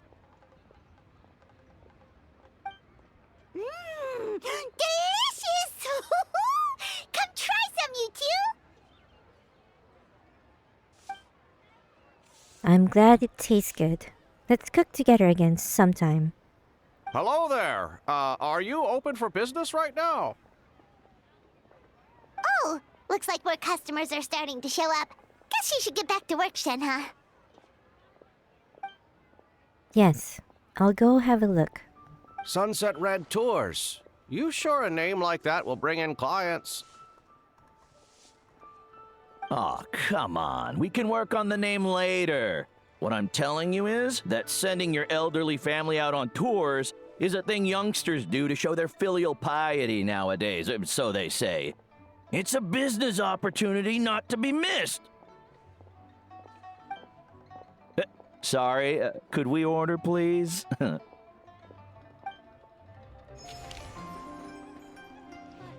Oh. Should I save this money or invest it? Could you tell me more about that tour group you mentioned earlier? Are you interested in Sunset Red Tours? Good miss, our name is, in truth, Senior Joy Tours, the go-to choice for all filial young folks looking to treat their parents or grandparents. Ah, yes. And here's the itinerary. I forgot to talk to Yao Yao and Chi Chi. Outrider Amber, ready to go. There's Outrider Amber. Oh, too bad. I got so. Oh, whoa. Wow, you got that right. Bullseye. Phew. And another one bites the dust. Just where did all these slime pop out from? Great shooting, Amber. Oh, it was just a slime. Every knight can do that. I don't know why, but their numbers out here in the wild have been skyrocketing this. But their numbers out here in the wild have been skyrocketing recently. They've even started attacking travelers on the road. In order to ensure the safety of the area, both the Adventurers Guild and the Knights have had to send people out on patrol and to eliminate the monsters. Between ensuring the city's well guarded and pursuing monsters beyond its walls, non-stop, everyone's been run rag.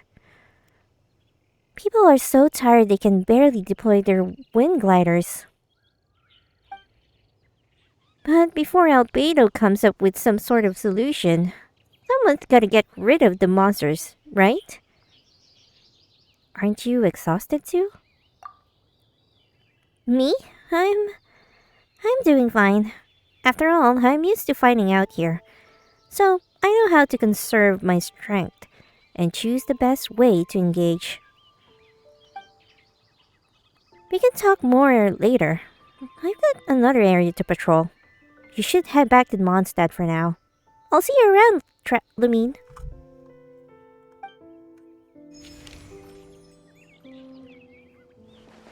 Dang. Are there anecdotes seems to be setting up of something happening? Also, why are there slimes going up?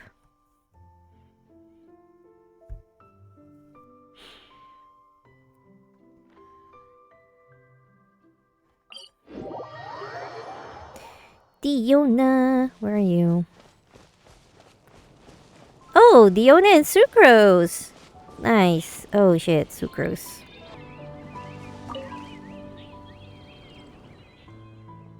Diona! Great, you're not at the tavern today. Is your father not back from hunting yet? I haven't seen him. He's resting up home right now. Nothing serious. The wind was a bit chilly and he caught a cold.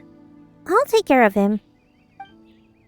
You came here for this, right? I prepared it already.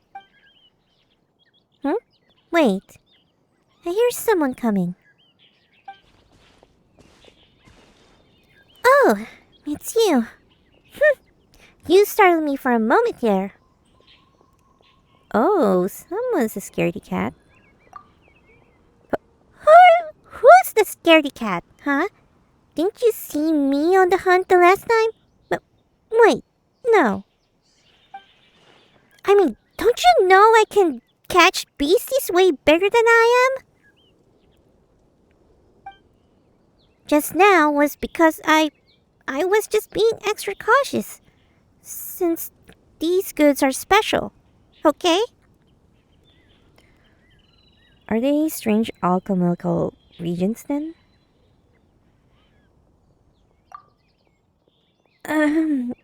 Oh, this is embarrassing.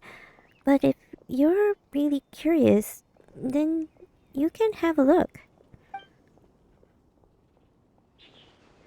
Broken bird bones, the staff of an animal, somacro, and the baby teeth of... Is that a wolf? Or a dog? 3 forest boar ribs with lingering scent of spices. A previous hunt's haul. Wait, can't be leftovers from dinner, right? Huh. Do staves count as bones? Wow, you collected so much this time. Thank you, Diona. I didn't bring my Tetrasaur wolf hooks or Type V Bittermore calla lilies with me when I left home today, though. Will you be dropping by Mondstadt City tomorrow? Nope, I've been too busy to go mix drinks lately, and I need to find time to hunt too. I see. In that case, would you like this instead? It's a Valberry rich in carrot essence. Its color, fragrance, and nutritional values are all closer to traditional carrots. As such, I'm curious, will it attract animals that like carrots? Or will it attract animals of both flavors? Of both flavor preferences? Huh. Now that is an interesting question. Guess I can use it as bait then. Please do. And do tell me how the experiment turns out. No problem. Say hello to Mr. Draft for me, would you? I wish him a speedy recovery. Either way, I need to return soon. I've got a Mark 23 Ultra Berserk Favonius Dragon Warrior to assemble. Okay. Wait, a dragon what now? What, you haven't learned yet, Diona? Learn what? Who can even learn that kind of thing?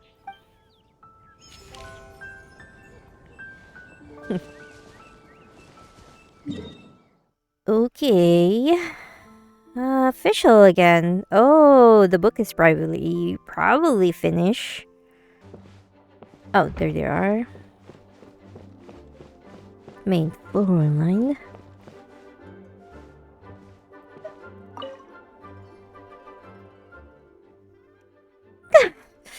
So there was a stipulation against damaging any books in the collection? Was there?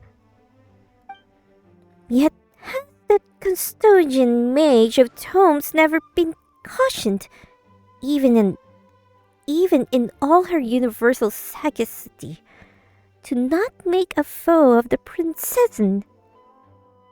Are you sure about that, Fischl? You wanna, go against the custodian mage of tomes? You shouldn't. My suggestion, you shouldn't. Do not grieve so, mein Fräulein. What's going on exactly? What's going on exactly?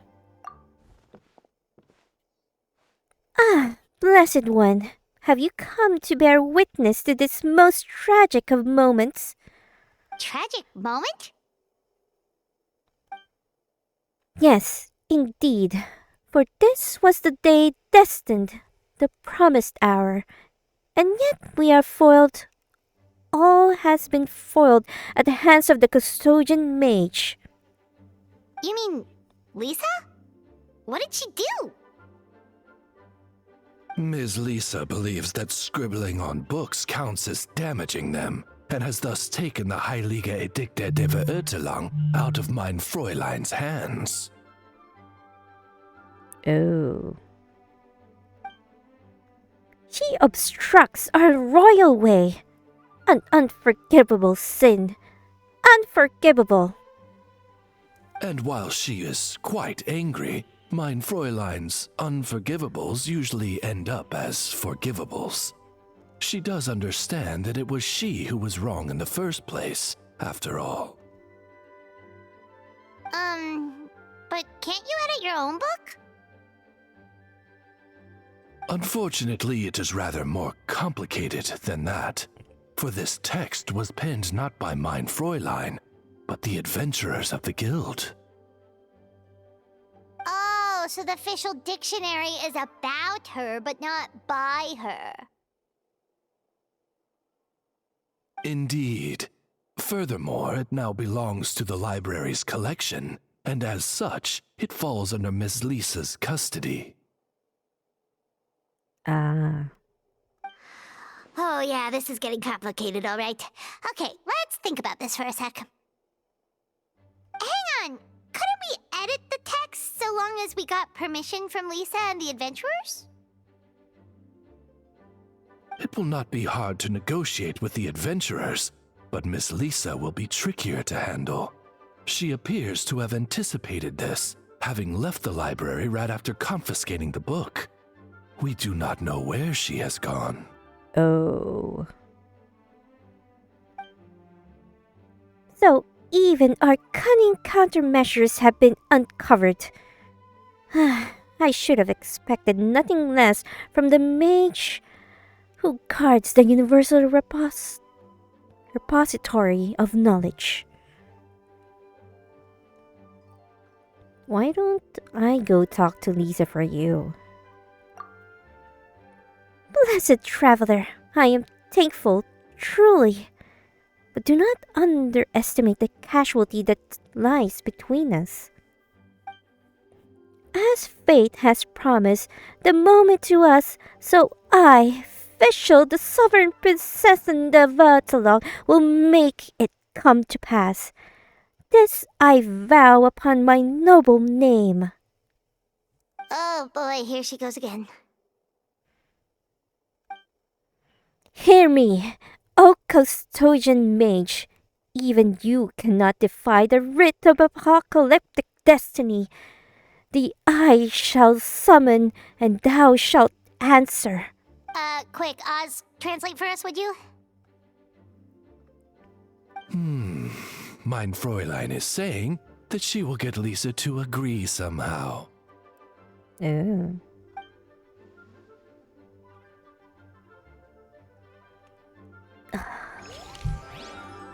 Oh, we're not gonna talk to Lisa? I was like very on the verge to talk to Lisa. Oh, there it is. Dang. I finally found it. I'm Sangonomiya Kokomi. Alright. We're ready. Kokomi, are you sleeping again? This is an opportunity to take photos.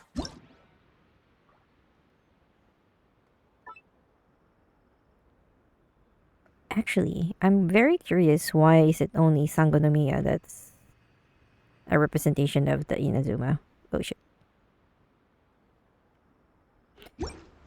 Close enough. Do we take a picture with her first?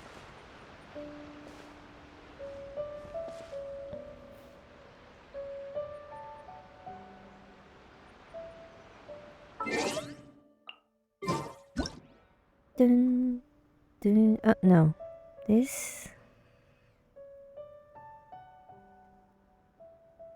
Okay.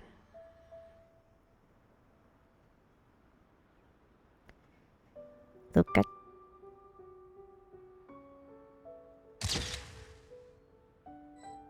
Okay, cool. Thank you, Lumine.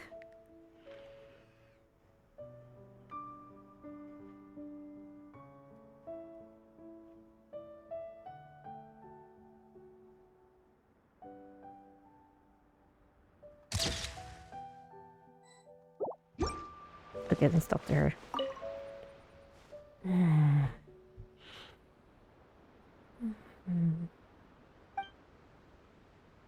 Kokomi appears to have fallen asleep. Kokomi appears to have fallen asleep. Piles of documents line the table. Going through them must have expended a great deal of her energy. This is a rare moment off for her. Best not to wake her up. You wait for a while more. You unconsciously glance at the notebook that has fallen open on the table. Elegant writing catches your eye.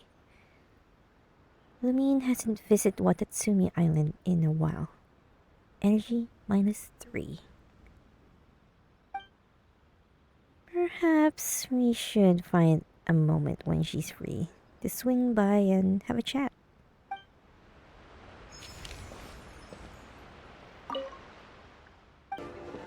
Oh, what the heck? Kaya? What? Wait, what are you guys doing here? Okay, hold on. What are you guys doing here?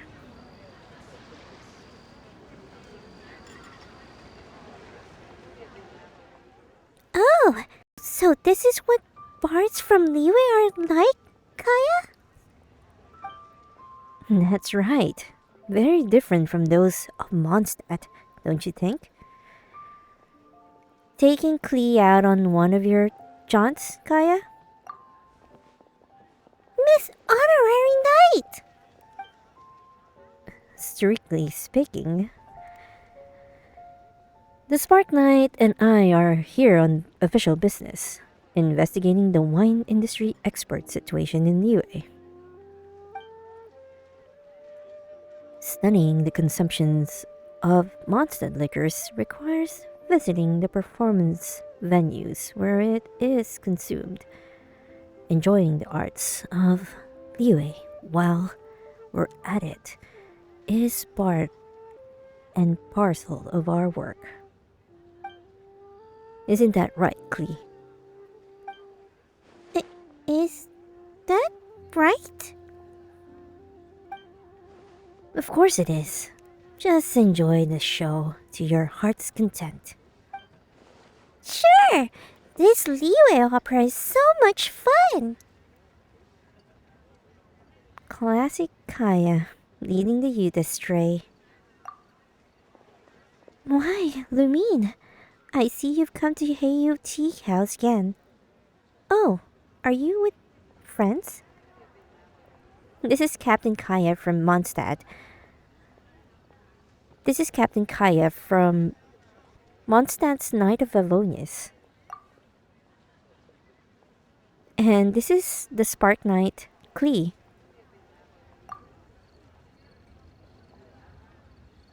And this is Yoon Jin, a professional opera performer from Liyue. An honor to meet you, Miss Yoon. I've heard many traveling merchants speak of the art form you practice. This is the first time Klee and I have had the pleasure of watching an opera. A fascinating experience indeed. Yeah, also, could you teach Klee how you spin your spear like that? I'm glad you enjoyed yourselves.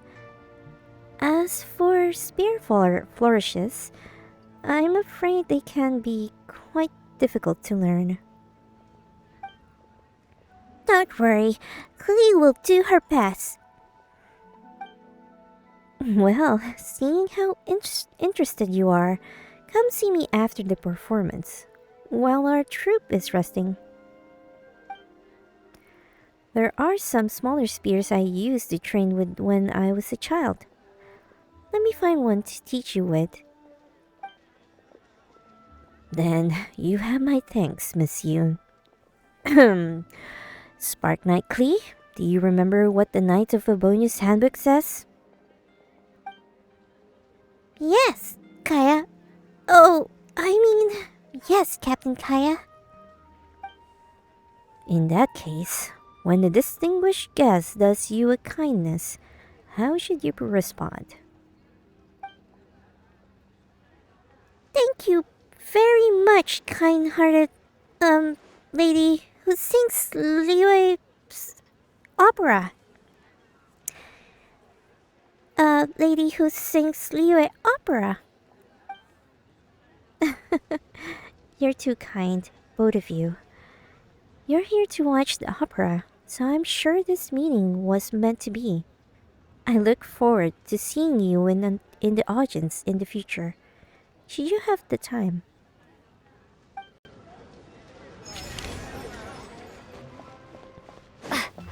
Let's see, Kaching. What are you spying at? Huh? Where did Dr. Baiju? I guess I'll just have to come back in a few days. Lamine? What brings you to Boo Boo Pharmacy? Are you hurt anywhere? Or have you fallen ill? Or have you fallen ill and need medicine? Oh, I came over because I saw you were here. Are you ill, Kitchen? Oh, nothing too serious. I just got distracted while descending a mountain a few days ago and sprained my ankle. I ignored it at first, but the next morning, my ankle hurt so much it felt like it was going to split open. I couldn't even walk. Fortunately, Ganyu came by to see me. She helped get Dr. Baiju, and he applied some medicine. Thanks to his excellent medical skills, I was out of bed and walking after just a few days. It doesn't even hurt now. You sure you're fine now? Almost, I'd say. I'm just here to get some nourishing herbs today. Don't worry, I know my limits. I'm out doing land surveys almost every day, and I don't know how many scrapes and bruises I've gotten along the way. It's not a big deal. Oh, looks like the doctor's here. I'll go get my medicine now. Talk to you later.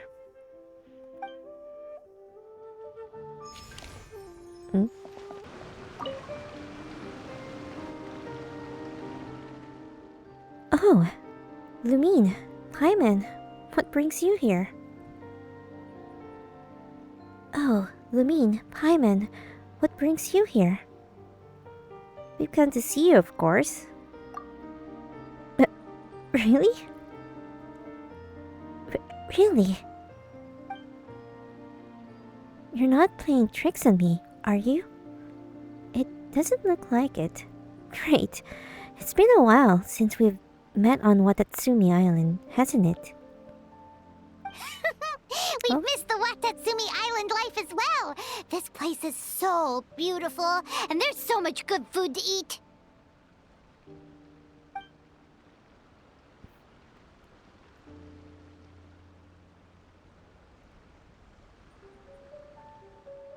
I missed the part. Oh. It's a deal then. It's a deal then. Be sure to come back more often then, okay? Anyway, is there anything you'd like to do now? Walk around the island together? Sure. The weather's great today. So, shall we walk and talk? Oh, we are gonna walk and talk. We've been to Watatsumi Island so many times, but the views here are as breathtaking as ever. You know what? Once you find your brother, we might as well move here permanently. What do you say? Huh. That's so true, huh? You'd be most welcome to. Although I think you might have already embarked on your next adventure by then. Oh, I can have a room reserved just for you. Oh, I can have a room reserved just for your use. So you can drop by for a vacation anytime. That'd be awesome! How have you been recently, Kokumi? Yeah, and let us know if there's anything troubling you. We'll help you out, no worries. Me? Well, I really haven't had any issues lately. Harvests here have been good, and the security situation is much better than it was before. There's still much to do, but it's all work I'm used to doing, and well, within my duties as the divine priestess. That said, I must say that all that familiar work, that familiar day-to-day, it was getting rather samey since you left. So, I'm glad you're back to visit. We're happy to see you too, Kokumi. Mm-hmm. Ah! Oh, it's my subordinates. Your Excellency, and... Captain? You're back and you didn't think to tell us? Come on. Oh, you're from Swordfish too. I'm not your captain anymore, you know. You'll always be our captain in our hearts. Ah, good to hear. Your Excellency, Captain, we'll be organizing a bonfire party later. You want to join us? Oh. Oh, a party? There'll be loads of delicious food, right? Of course. In fact, I'll be handling the cooking myself. Hey, that'd be cool. Are you sure your culinary skills are up to it? Let's party then. In that case, I'll have someone send some ingredients over to you. Thank you, Your Excellency. We'll go start the preparations right away.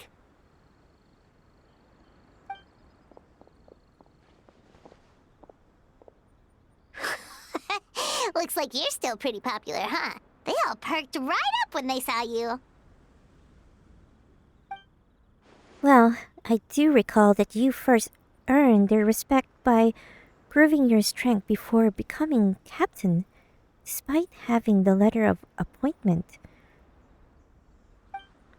That sort of respect comes from the heart. If you should need help one day, I'm sure they'll be glad to fight by your side. I miss those days. True. Sometimes I drift off during work and think about how you must be adventuring out there in the world, confronting all manner of difficult problems, even facing life and death situations. I regret not being able to always stand by your side and provide you with tactical assistance. But though we're far apart, I wish you all success in your journey and adventures to come. Let's go. It's almost time for the party.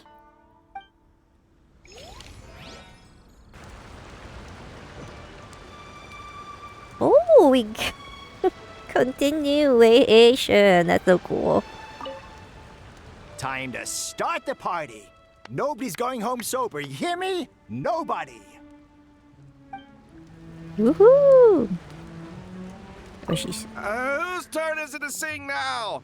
Come on, you know who you are. You lost that round of rock, paper. Oh. Fine, fine, fine. Hey, you guys. Captain, tell us a story about the other nations, will you? Not long ago, we had a merchant from Mondstadt come in with dandelion wine. It was my first time drinking it, so I bought a huge batch of the stuff. They say that Mondstadt's home to a huge winery. That true, Captain? I'd love to go see it if I get the chance. Huh. I like this event. Kokumi. What a great time. Where should we go next, I wonder? I know. Why don't we take a trip outside Watatsumi Island? Then you can show me around.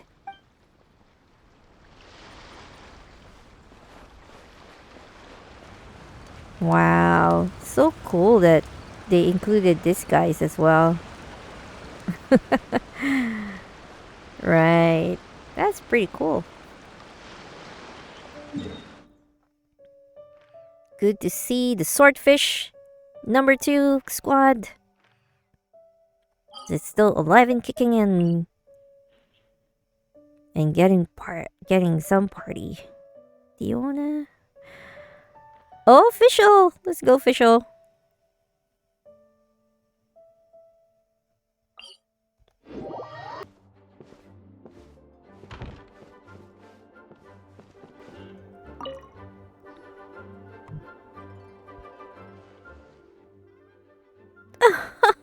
Oh, is this the day?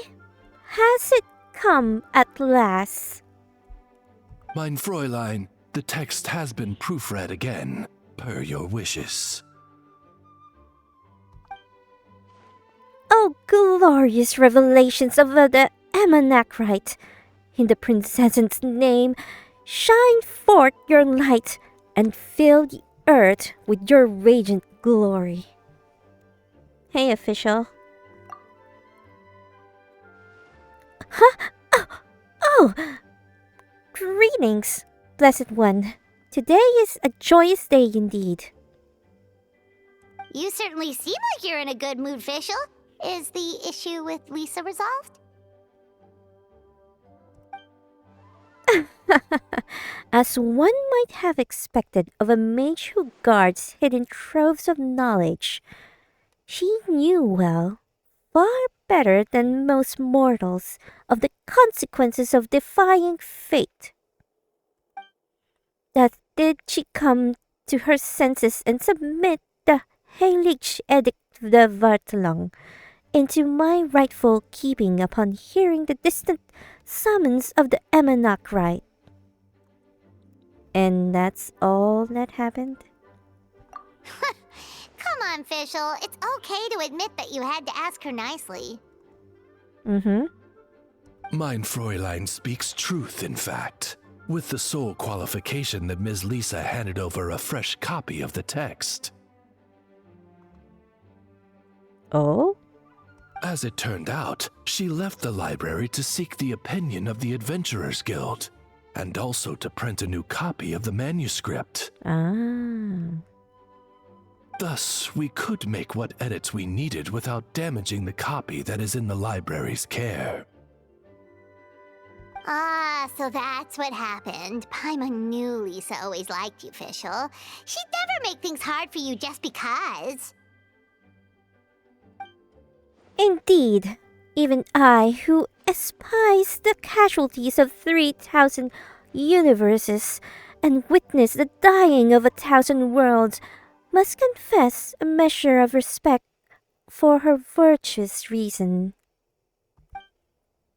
Us, mine familiar, now that the Heilige Edict has been edited, let us go hence unto her, and give her the royal salutations of the Amanachrite.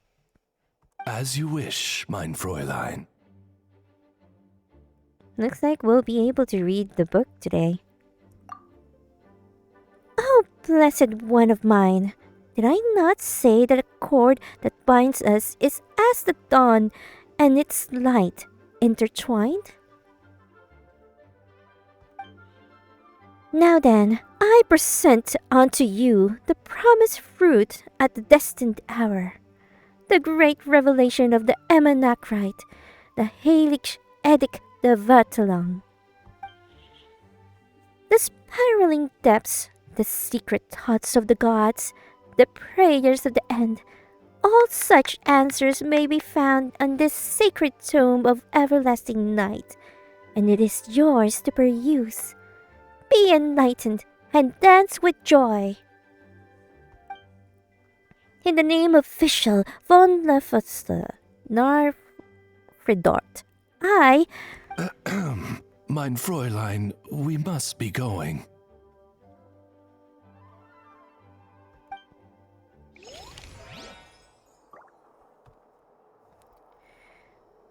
Oh. Oh! Editor's note. Know that both Fischl's dictionary and the Fischl dictionary, the have their as their proper name, Heiligstedig Vertaling, as such incorrect nomenclature during formal occasions, such as literary award ceremonies should the text be so fortunate as to win a prize, would be ill-suited, ill-considered, and quite frankly ill-advised. Ruler, hark, I hear the searing winds of the yesteryear that echoes through the abyss of time, howling through the tower, forgotten in the torrent of casualty. Storm the first lair. Hark, translation. Hark, I hear the searing winds of yesteryear that echoes through the abyss of time, howling through the tower, forgotten in the torrent of casualty. Isn't it the same?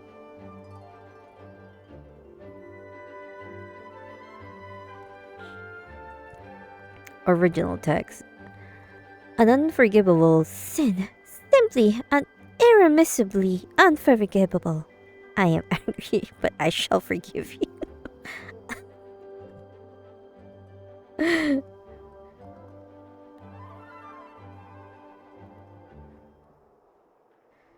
Original text. In the name of... I shan't forgive you this time. Okay. Okay, Fischl. Oh. She's there. Okay. What you doing, Diona? Nothing here either. Even this one's empty. How did this happen? Did something happen? I placed a bunch of the newest models of the mechanical traps around here earlier and filled them with foods that all kinds of animals like. But I just checked all of them and I didn't catch a single animal, even though the food's gone missing. When I bought these, they were like the traps were so well hidden that even the person who laid them won't be able to find them. And sure enough, they are harder to see now than when I placed them because the bait's all gone. Were the traps damaged by some kind of external force? No. There's just a strong smell of withered leaves now. What bait did you use? Let me think. Fowl breast, forest boar tie, pine cones, and sententias. The carrot-collared bowberry Chris gave me earlier. Lizard tails, leftover from mixing drinks, homemade cold cut platter, and some imported Buell fruit that a neighbor sent us. An eclectic mix of both normal and unusual bait. A test drink mix that I made out of peel fruit and mint. Some bass from Springvale that I fished up on my way out the door. Oh, and the calla lily soup Chris sent me before. Yeah, that's about it. And everything went missing? Even the drinks? Yeah, it's all gone. And that's the annoying part. Whoever the culprit was, they'll eat just about anything. And a ton of anything at that. But at least they didn't take the drink bowl. So, there's that. What a cunning little thief. Maybe it was a fox. They live in the woods. And they eat just about anything. Well, not about anything. They like tofu. Hang on. There's movement in the bushes. And that's not the culprit we're looking for. I shouldn't have listened to those old drunks. It'll save you time, Tiona. It's convenient, though, Tiona. The best hunters in Tibet are using the new traps, Tiona. It's all nonsense. I hunt best and fastest with my bow. So what do we do now? Do you want to retrieve all the traps one by one? No, I'm not giving up here. If the other hunters learn of how I've been had, the Katsulingian name would be dragged through the mud. Ah, so this is about dignity. This time, I'm going to mix some numbing herbs into the bait. Enough to lay out any small animals. Eat all you want, you sneaky little thief. I'm going to catch you, if it's the last thing I do. I wonder who's this thief now. Curious. Amber is here in the...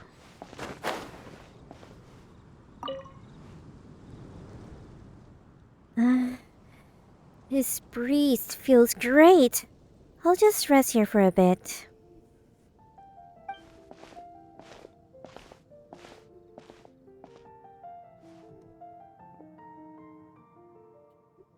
Come on, sit next to me.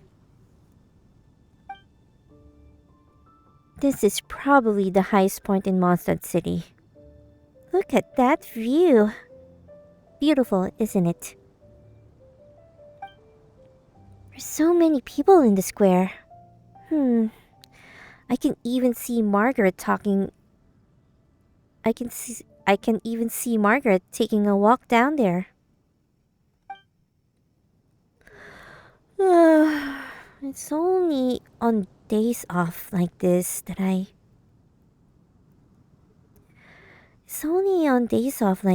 can just gaze into the distance. Gaze into the distance and zone out.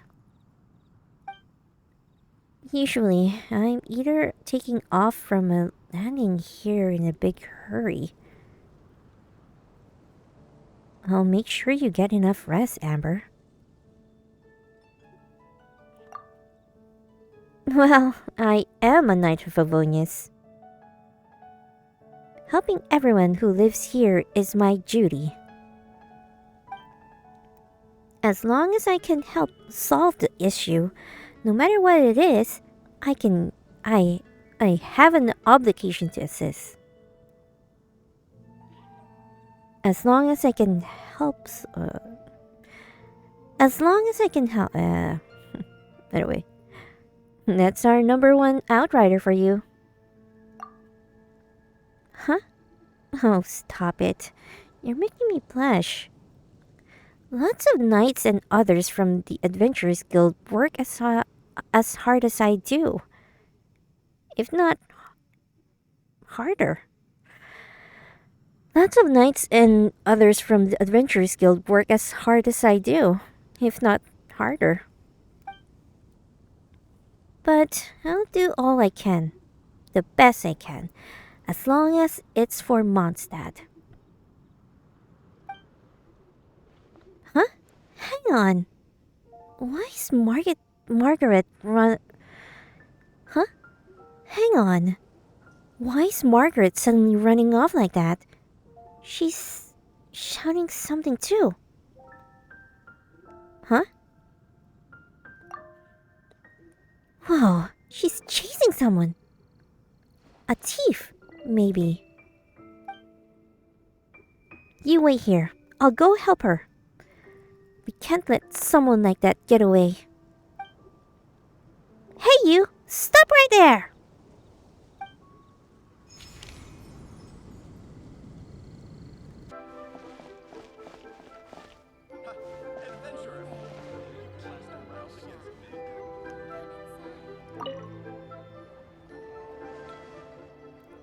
Oh, you. You should have spent your salary on a good meal for yourself. Or saved it. Or something. To waste it on nothing is... You are my closest kin, Master. According to the customs of mortals, I should demonstrate filial piety. Hmm? Xianyun? Shenhe? What are you two talking about? Hey, hello there, Shanyun. It has been a while, indeed. Have you come all this way to visit one, then? Oh, of course! Friendships need to be maintained from time to time, don't they? Also, Paimon overheard you talking about a good meal. Is there something Paimon should know about that? We were not discussing food, Paimon. Master was simply giving me guidance just now. Many of the restaurant's younger customers have signed their parents up for the most popular group tour around. When I heard that their tours were designed specifically for seniors, I signed my master up as well. They're called Senior Joy Tours. Here, have a look at their pamphlet.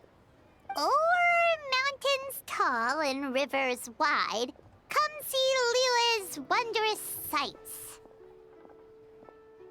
Accommodation at special guest suites, tasting authentic local delicacies, traveling in exclusive carriages. Wow, Paimon kinda wants to try this out too! One had already traveled the length and breadth of this land long before the name Liyue even came to be. What sights would there be witnessed that one has not yet beheld?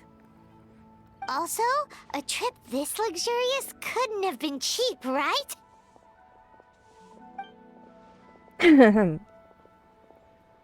It cost 3 months of her salary, and then some. And you didn't think to confer with one before putting down the deposit either. Well, one shall have to act now, surely. I would gladly spend my entire salary if it would make you happy, Master. Oh, you silly. It is not to have your devotion, Shenhe. Oh, you silly.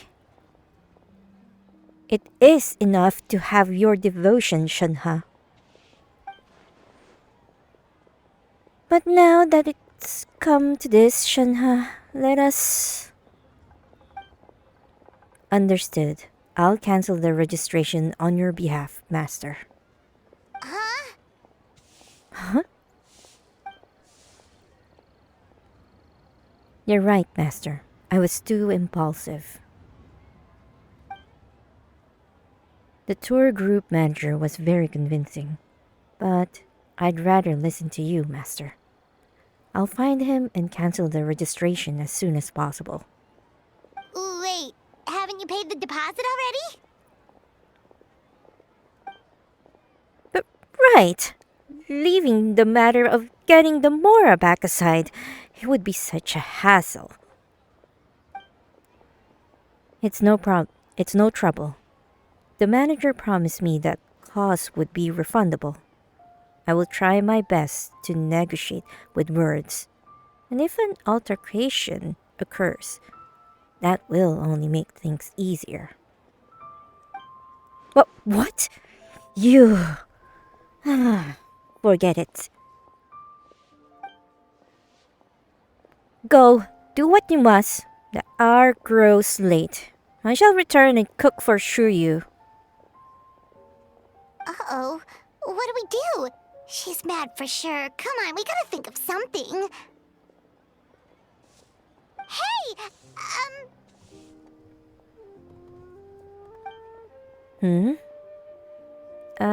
Don't worry too much about it. She won't stay angry for long, I'm sure. Master's... angry? Why would that be? After that, is she still upset at how I spent my salary? No, she's definitely not mad at you. Don't blame yourself, okay?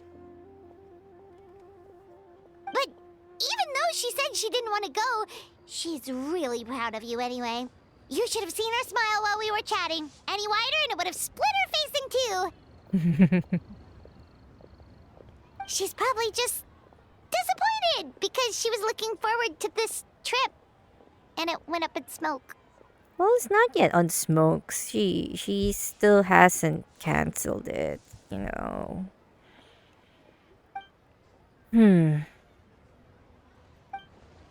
So if we proceed as originally planned, she'll be fine. Is that what you mean? What do you think, Traveler? I got a better idea. How about this? Let me design an exclusive custom itinerary for Xianyun instead. An exclusive? Ooh, Paimon gets it! You're going to put together a travel itinerary tailored just for her, right? That sounds like a good plan! Nice one, Traveler!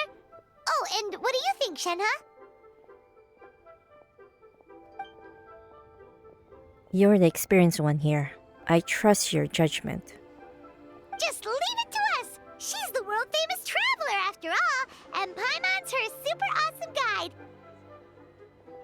We'll come up with a trip that's up to Shenyun's standards for sure! An Adeptus Abroad, the Great Pleasure Excursion. Let's go! Yep, since she's seen all there is to see in Liyue already, let's take the opportunity to bring her to places further afield! We're spoiled for choice, though. Where should we recommend she go first? Mondstadt, the city of wind and freedom. A fine place to start a journey. Makes sense. That's where we started out too, after all. Mondstadt City, Star-Snatched Cliff, Windrise, and Sweet Madams! Oh, gotta jot everything down. Is there anything I can help you with? There is something that only you can do. Give this Mondstadt travel guide to Shenyun. Understood. I will. Thank you, Paimon. And thank you, Lumine.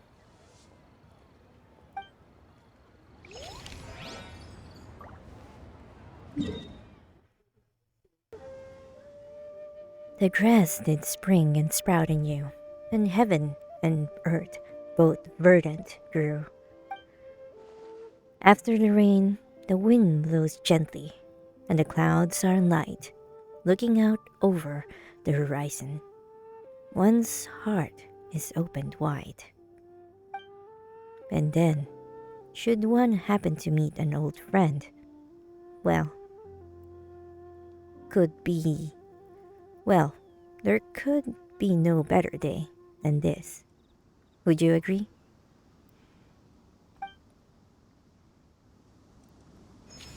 Wow. You just like recites a poem for me.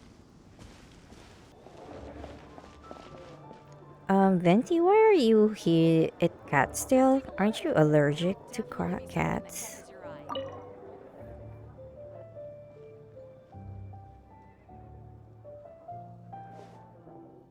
Did the church send you to supervise my work? Don't tell me. Let me guess. Was it Victoria? Barbara? Or Dahlia? What are you doing here, Rosaria? The scenery here is pretty when it pairs well with the wine. I can watch the children at the tavern from here. And most importantly, I can spot church members coming to drag me back before they see me. My sister, your eyes darted for a moment there, and the wine glass left your lips. Were you that unsettled? That's a normal reaction. The honorary knight here is both renowned and formidable.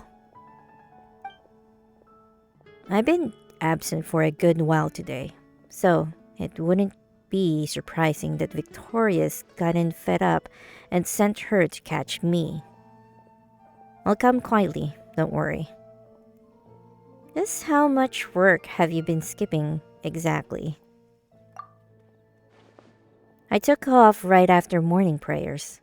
Barbara swipes all the minor tasks around the cathedral. And there wasn't anything major. So, better I get some fresh air than stand there doing nothing. So, are you going to drag me back? Now would be the time to act. I've had a few drinks already. So, I might lose even if I try to resist. I doubt Lumine is the type to spoil the mood like that. I'd wager that should she face a chance encounter with gathered friends, the only thing she'd do is join in on the fun.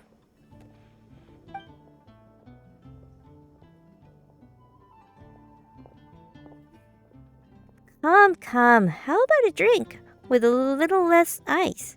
My treat. Thank you. Keep it coming. Keep it coming. Ooh! Apple cider? The cider refills her own glass without a word. Where are we? Ah, right. She's got loads of friends. And I know where I rank in that list. But you, Bard, you're the one who's been staring at her all day. You two need some time alone? You two need some time alone? Don't be a stranger.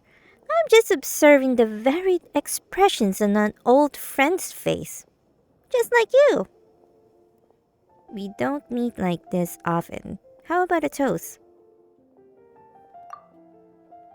Why not? Thank you, good sister, for answering my prayer in my hour of utmost need. I just brought a bottle out from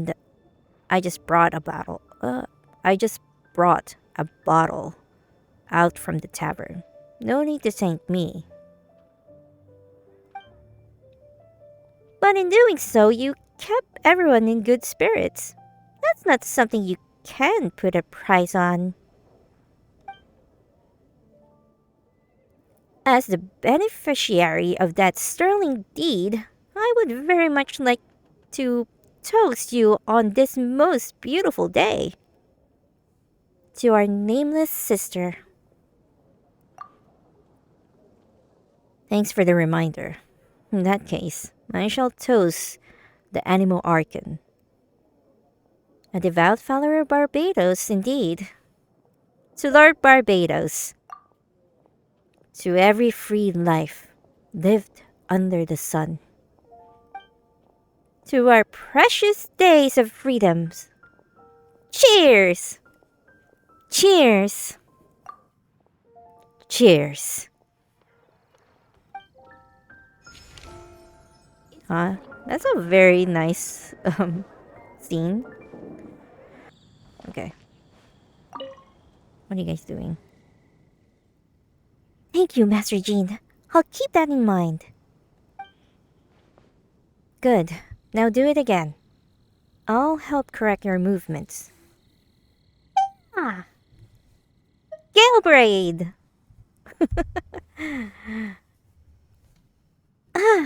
Greetings, honorary knight. Hello, anything I can help you with? Oh, don't worry, I'm fine. I'm just here to watch Noel train. She's very talented, and a fast learner as well.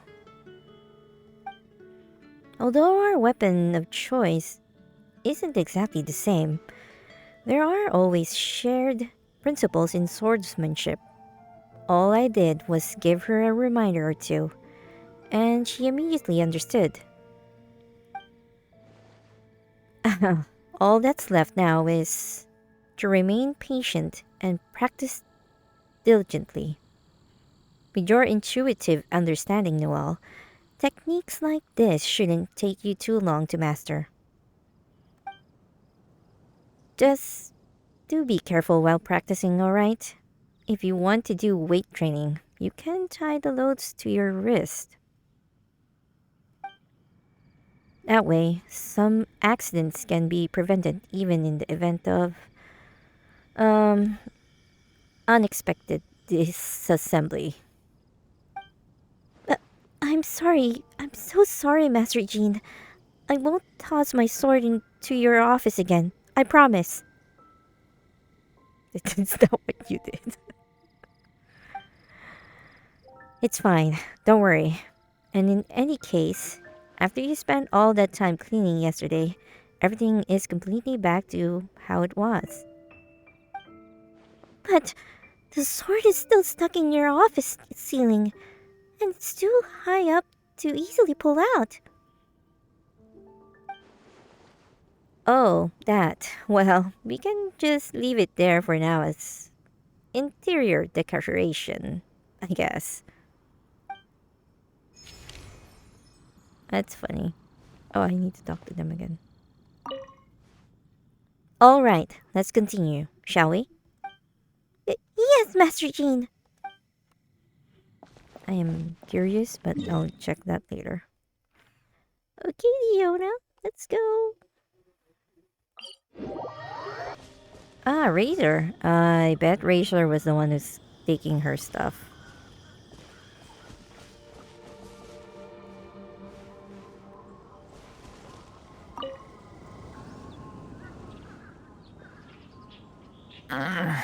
Stomach upset. Razor has a boss? A voice? Nice. Eyes so heavy. Tired. But it's bright out. Branches are swaying. Leaves are so shiny. Eyes hurt. So tired.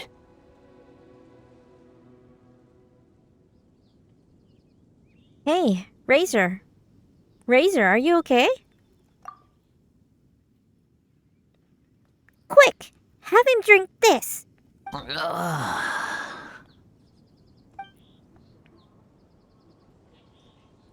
Feeling any better? Leaves, they stopped swaying. I'm sorry, Razor. I didn't think that you were the one who ate my bait. Bait?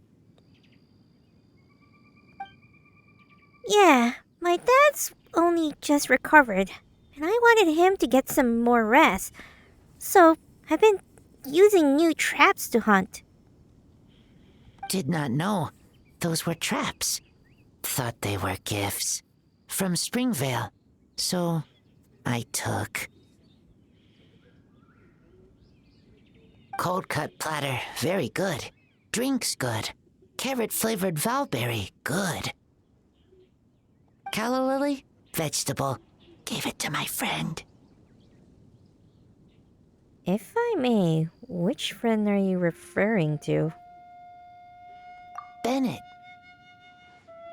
But weren't those the Bittermores? Bennett! Oh no! I've already done it now! First Razor, now Bennett? And Sucre's experimental results are a bust too! It's okay. Your friends will understand. I understand. Ugh. I'm never using traps to hunt ever again!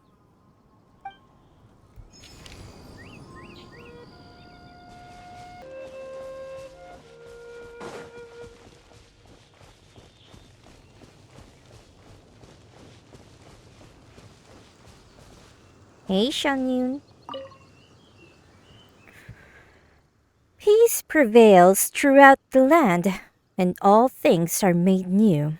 As buds in the spring, this is still an auspicious era for humanity. Hey, Shanyon! You're here after all! And it started raining. Ah, it's you two. You seem like you're in a good mood. Right? You're not angry anymore, are you? Huh? Huh? Huh? Do you believe one to be one small-minded? One has already conferred with Shenhe, and indeed, your selection has proved well considered. This is Star Snatch's Cliff, then. A name well given. The wind here differs from that Mount Akkong, being more lively and carefree. Yet, it suits me still. Oh, we're glad you like it. We would have felt awful if we made you spend all that effort climbing up here only for you not to enjoy yourself. But then it's raining. Effort?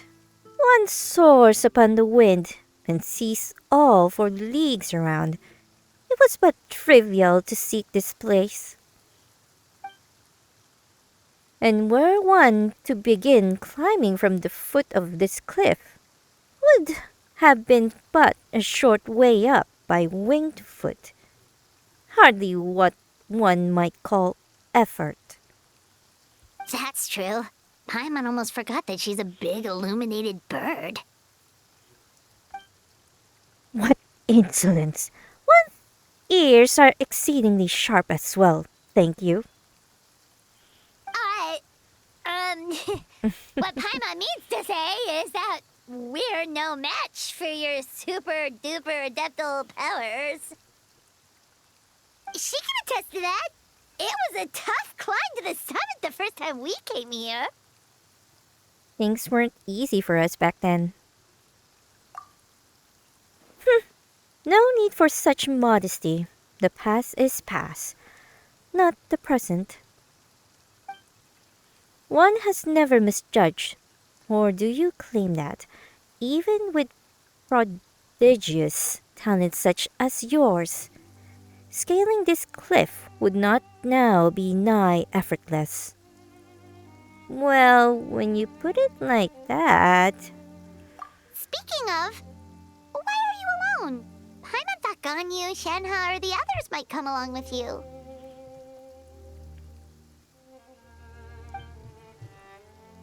Is that so strange? One's disciples all have matters they must attend to.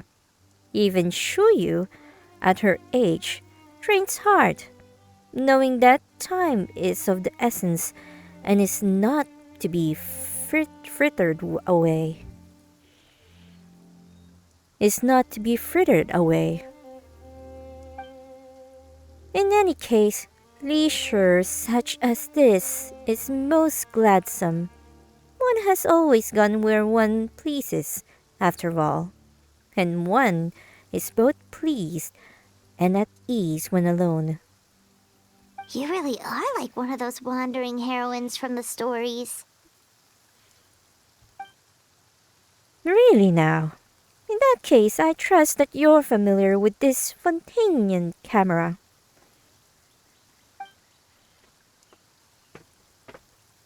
Since I do not often travel far abroad, do take a few pictures for me, would you? The camera has already been properly set up. You only need to stand at a distance and press the mechanism. The only question is, what pose should one strike? Any suggestion?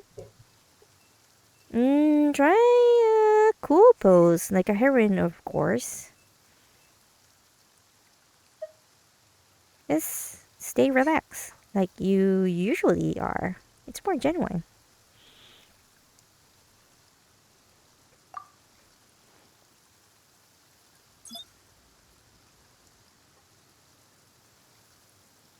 Let us do so then. What do you think? Does one's hair remain properly coiffed? What?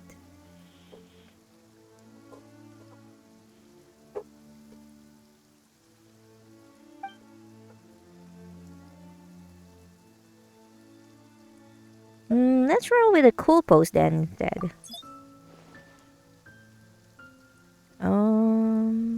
Will this do? Unexpected pose.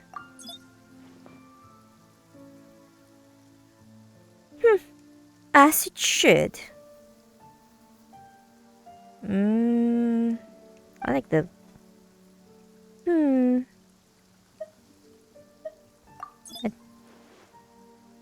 Had I known, I would have brought the silken scarf that Ganyu gave me.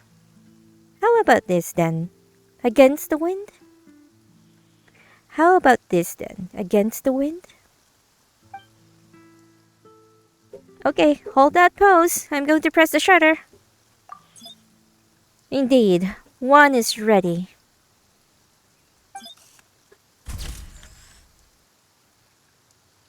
Are you done? Let one inspect your work. Not bad at all. Good work. Now let one take some pictures of you as well. Huh? Us too? From how you spoke of this place just now, it holds a significant place in your memory. Surely, you must have had many new thoughts now that you have visited it once more. Why not capture the spirit of the moment, then? That way, you may relieve those feelings when looking at this picture in the future. Oh, that makes total sense. Alright then, let's take some photos.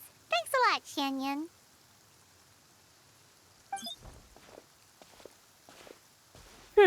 This camera is rather ingenious. The image is sharp and clear. Wipe the corner of your mouth, little one. We shall commence shortly. Right, sure. Did Paimon not wipe off the biscuit crumbs from breakfast? Come then. What's on your mind as you stand by the cliff?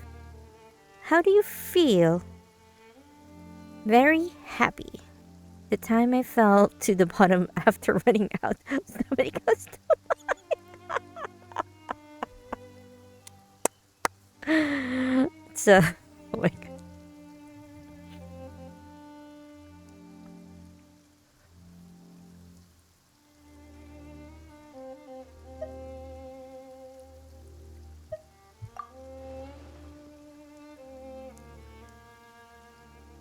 Have you decided what expression to make then? One shall press the shutter shortly. Actually, I'm pretty happy right now. Paimon too.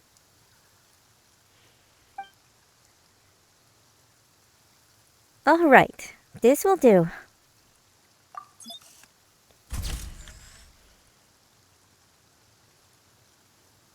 Alright, just as one thought it would turn out. Excellent indeed. Ooh, Paimon wants to see. Huh. You have a look.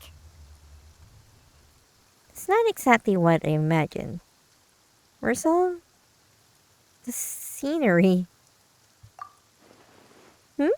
Is something wrong?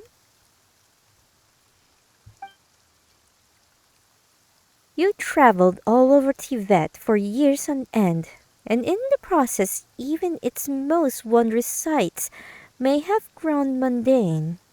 As such, it is the emotions you feel as you travel that are most precious. But the photos you had us take of you had a whole eye full of pretty scenery. Why the change? Ah, how could these two things be comparable? One strip was made specifically to lay eyes on mountain and water, and since it is also one's first time, capturing the scenery is but the logical choice.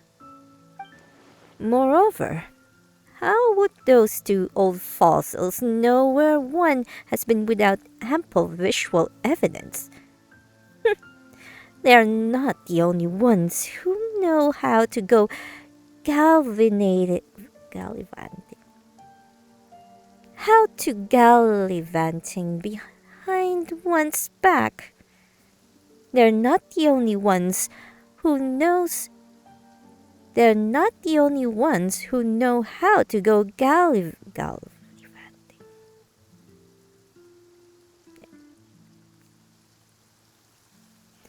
They are not the only ones who know how to go gallivanting behind one's back. Anyway, one has had great fun today. Your travel guide shall be followed to the letter. So, do not fret. Thank you for your help in any case. Go now and see to your own business. You need not attend me every hour of the day.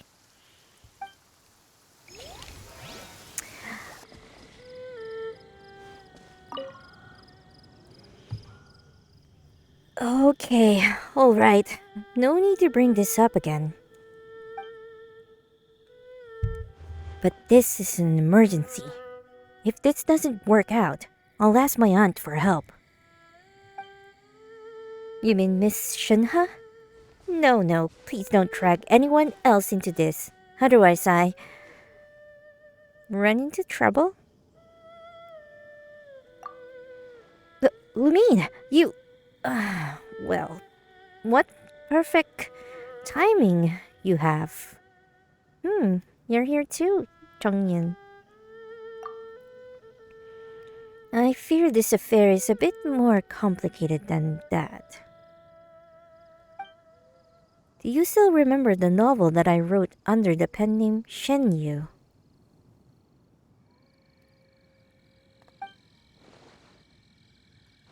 I'm ashamed to admit this, but my handwriting is so messy that every time I send the editors a manuscript, they will send several letters in reply, asking me about this word or that sentence.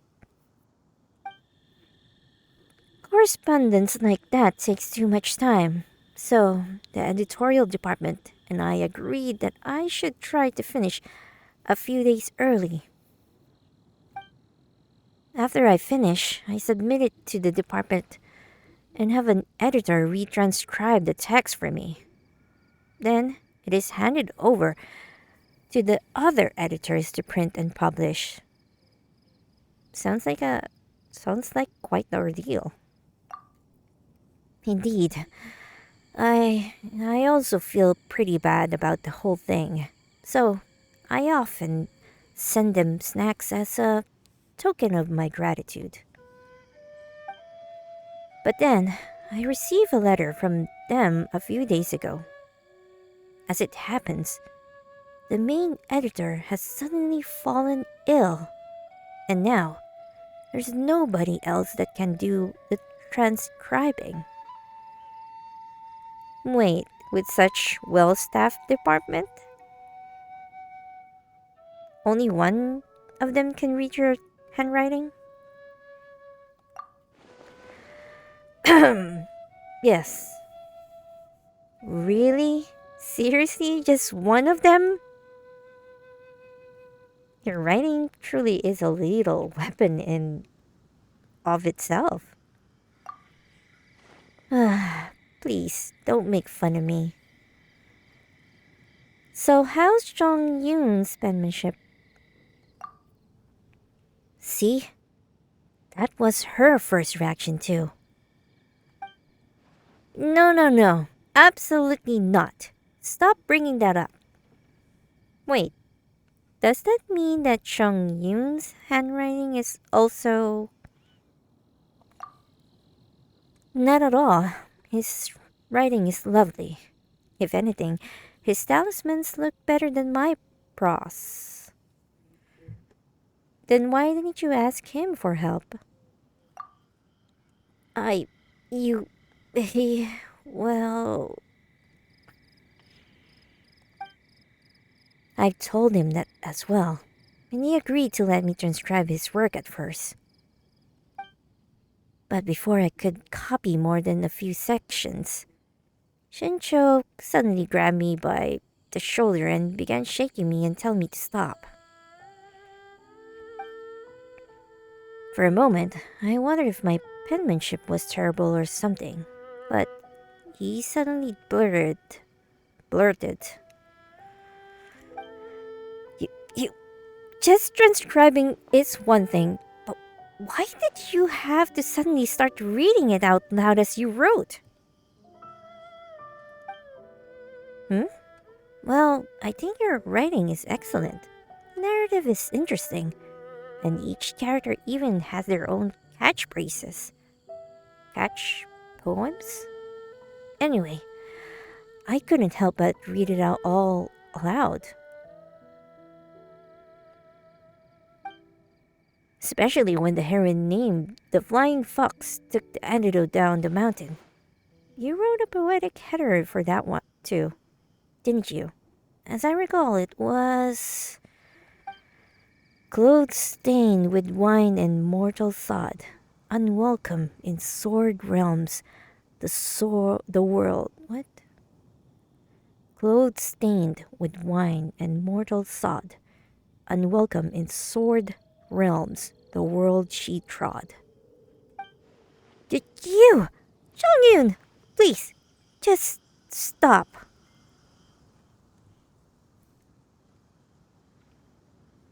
Clothes stained with wine and mortal sod, unwelcome with sword realm, the world she trod? Is well written indeed. Is there more? I want to read it.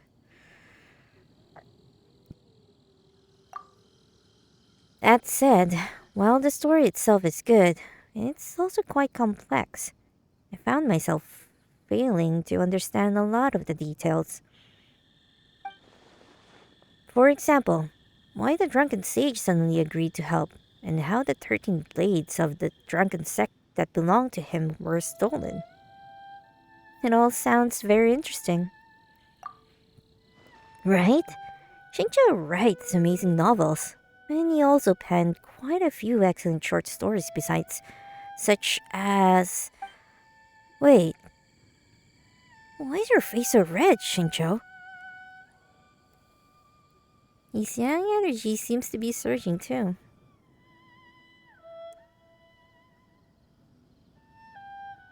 Didn't he? But please, you two, have mercy on me. I beg you. If you say any more, I fear my fingers shall crush the hilt of my sword. I'd rather attend half a dozen social banquets than listen to people I know read my work back to me. All right, I'll stop. Tell you what, I'll go borrow a typewriter for you. A typewriter? I've heard of those. They're wondrous machines from Fontaine, yes? With one in hand, you shall be free from writing by hand. Truly, that is wonderful news. I look forward to being forever liberated from the tyranny of calligraphy. The ingenious inventions of Fontaine are truly something. I usually only ever hear of them from my brother, yet never had the chance to touch them myself. Wait, hold on. Doesn't my brother often go with our caravans to Fontaine? He must have heard of typewriters, surely. He knows my calligraphy is poor, and that I'm always writing, and yet he has never once mentioned them to me. Forget it. Now's not the time to worry about things like that. In any case, no matter how marvelous such devices are, there's no way for me to borrow one right now. If all else fails, you can read, and I'll write. I promise not to ask too many unnecessary questions. Well, at this point, that does seem like the only way. I was just joking before about incorporating your remarks into a novel, but as it turns out, you'll be the one committing mine to paper. Perhaps this was all predetermined. Call it fate. Yes, I suppose ours are intertwined indeed. I'll go back and organize the manuscript. Once I'm done, I'll invite you over so I can dictate the text to you. Once you're done, Shangchu, would you mind showing it to me? I'm really quite curious about the flying fox.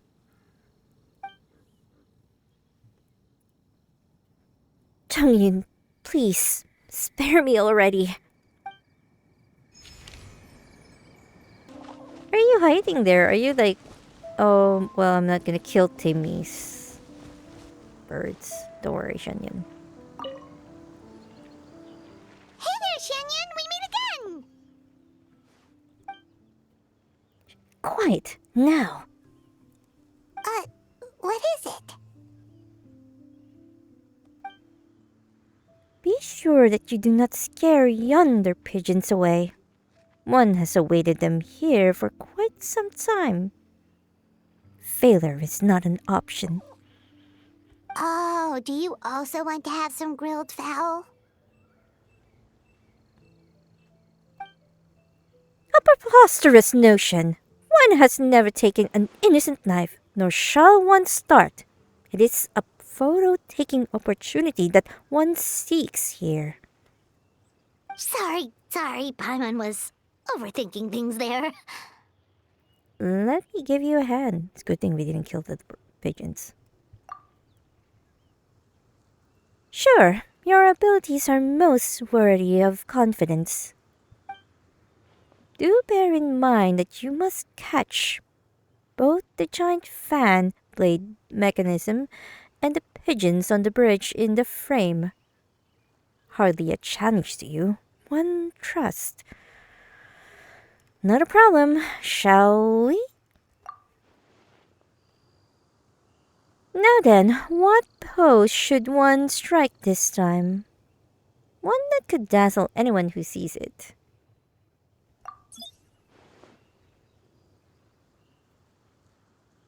How about this, then?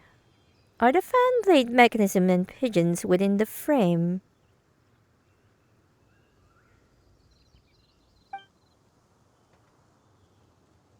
Let's go with the pose that blends in the better with the local feel.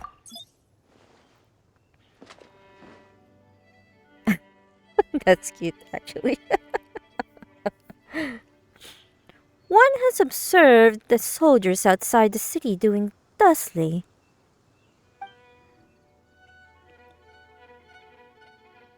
I think it looks great.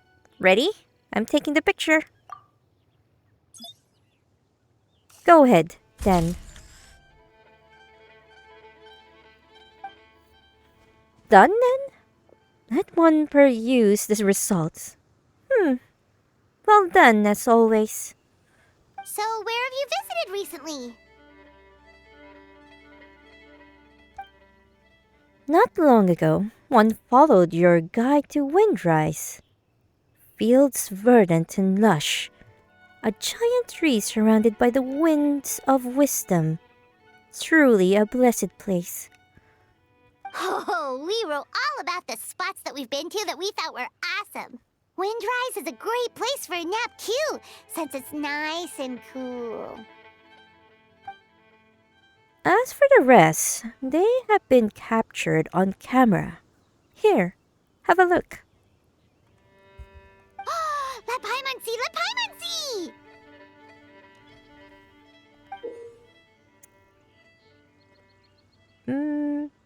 Are you taking a photo of the flowers? Paimon gets the concept, but why is this windwheel aster so huge? That we call a close-up. And what's with this super blurry picture?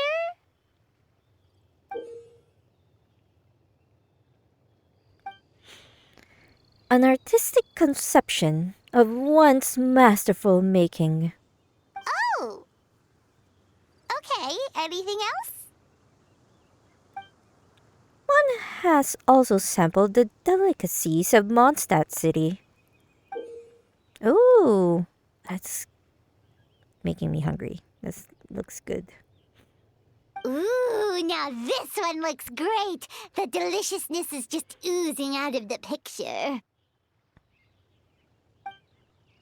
And this is a bird's eye view. Oh, that's a very good shot.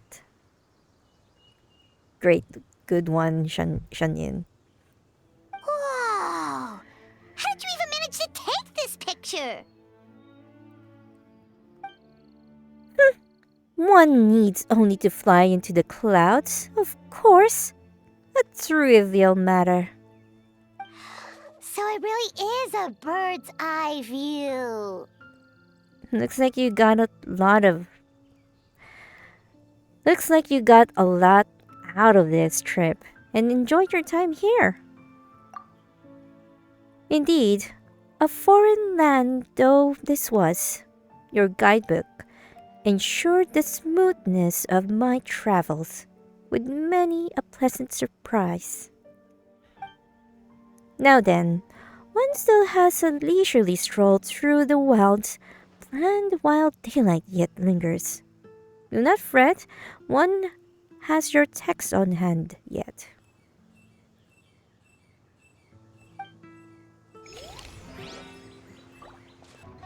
In a bookstore, okay. Hey, Zhongli. This should be the book that the director wants. Hey there, Zhongli. What are you looking at? Ah, Lumine. Always a pleasure. As it happens, the director asked me to help her purchase some books. Pretty please Kitsune Guji, reborn as the writing shogun? Outlander Brigade? This is the only part of her list. There are some items that are not on sale here. I've already asked the store owner to purchase them. Have you read these books, Zhongli? Not before this. No. But I have read a few recently at Director Who's urging. Quite interesting, I must say. Inazuman's stories are written in a vastly different style from those of Liyue. I wouldn't say that either is better. All people have their preferences, after all. No, I meant, about Reborn as Raiden Shogun. What of it? I thought the book depiction of the Shogun's martial prowess was most vivid. The research the characters conducted into the Muso no Hitotachi was quite fascinating. It's getting late. I should go deliver these books to Director Hu. Let's meet again sometimes.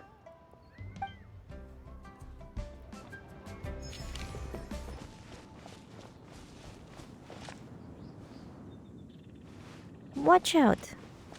Ray, why are you worried?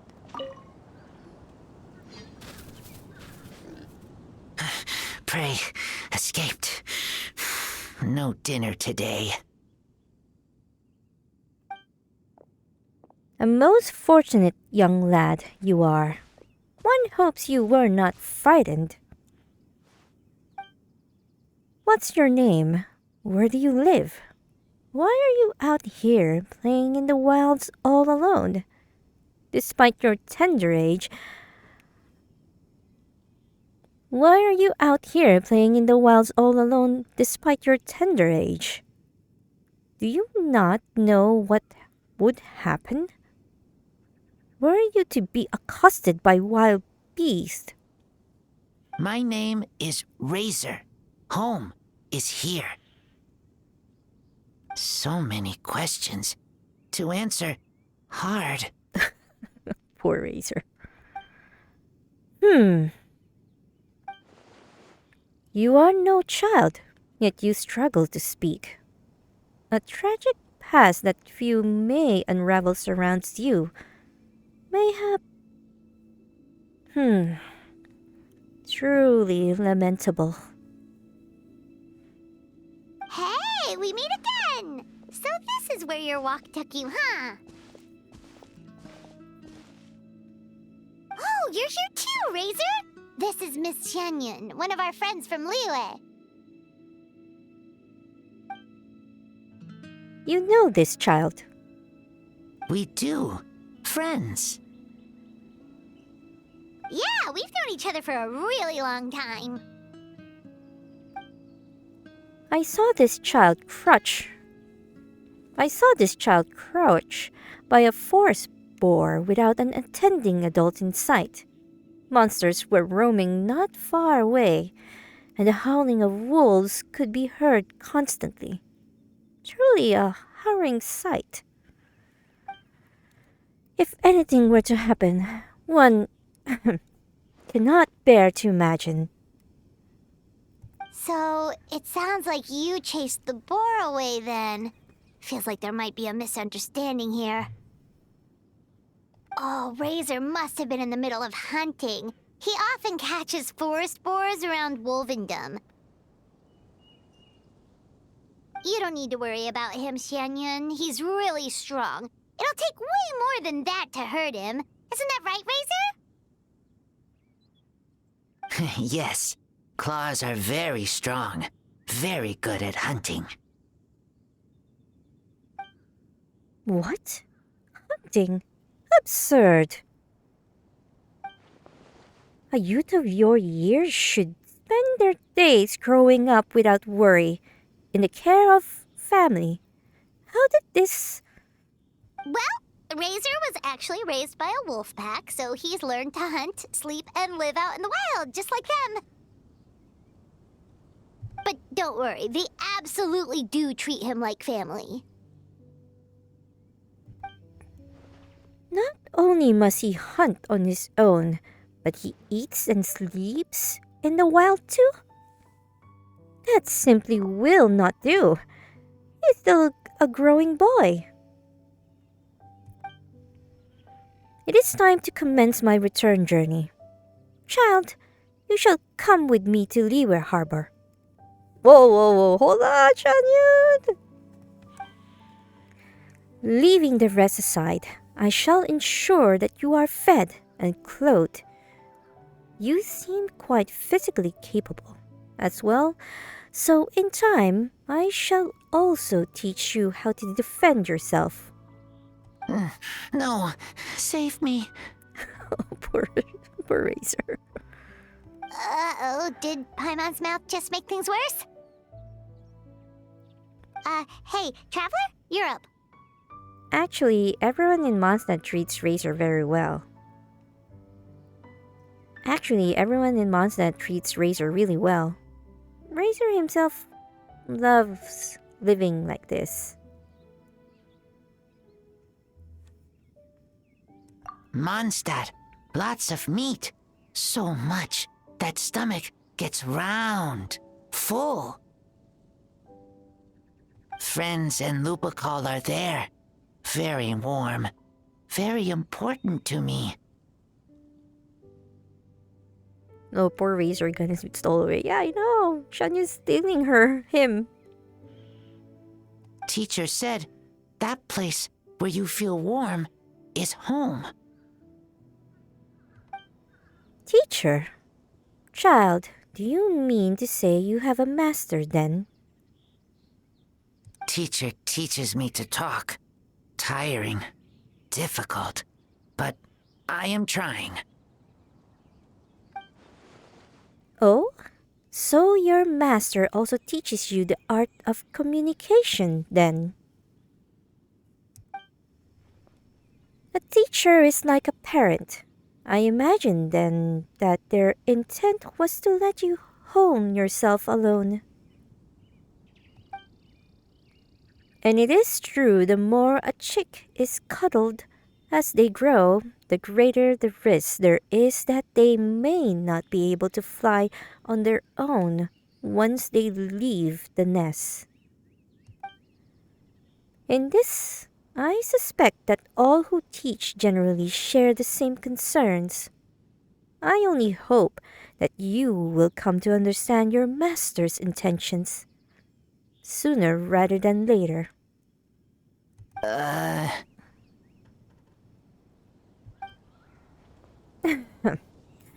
I may have been too hasty before. Why, even Ganyu and Shunha stumbled often in their younger years. There was that one time when...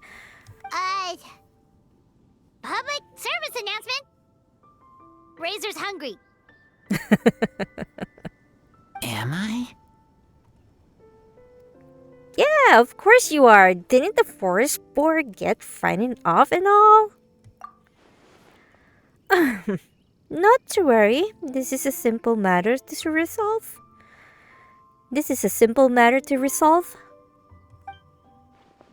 Just wait here a moment and leave the rest to my new and improved Supreme Cuisine machine. Since we had the fortune to meet here, why not enjoy dinner together and try some Liyue-style cuisine as well?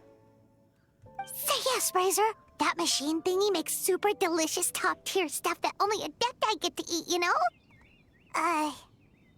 Anyway, it's super, super good. It's called a Supreme Cuisine machine. Is such a name so hard to recall? Dinner together. Thank you. I will finish it. If you need help, I will help. You're welcome, child. Simple yet well-mannered. Your teacher has taught you well indeed. I want Shanyun and Lisa to meet. If you'd like, feel free to seek me out in Liyue Harbor. Bring your master along as well. My next generation cuisine machine should be complete by then as well. There will be many more dishes to try them. There will be many more dishes to try then. My lodgings are near Chiho Rock, with a nearby landmark being a miniature red leaf tree. The fork in the road most easily causes people to lose their way. But if you do get lost, you can ask the Millelith patrolling nearby for help. Did you get all that? We'll just inform, Lisa. Too hard. Don't worry, we'll bring Razor along sometime, and we'll follow the smell of good food. That won't lead us astray. Lumin's look at Paimon. Lumin's face to Paimon. Ha! The wiring of your mental machinations is audible, Paimon. But that is fine. Nothing charms me.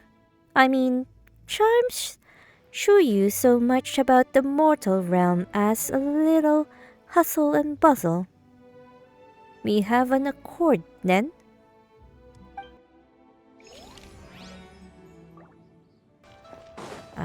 He is in the bookstore.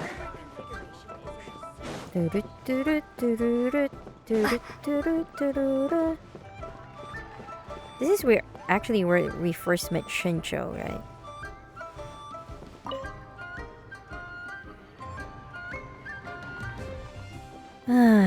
My brother's right. I'm a writer of books, but no seller of them. What are you working on right now? Just about only a few chapters left. It's just... Could I ask you a question? How much do you think my calligraphy could sell for?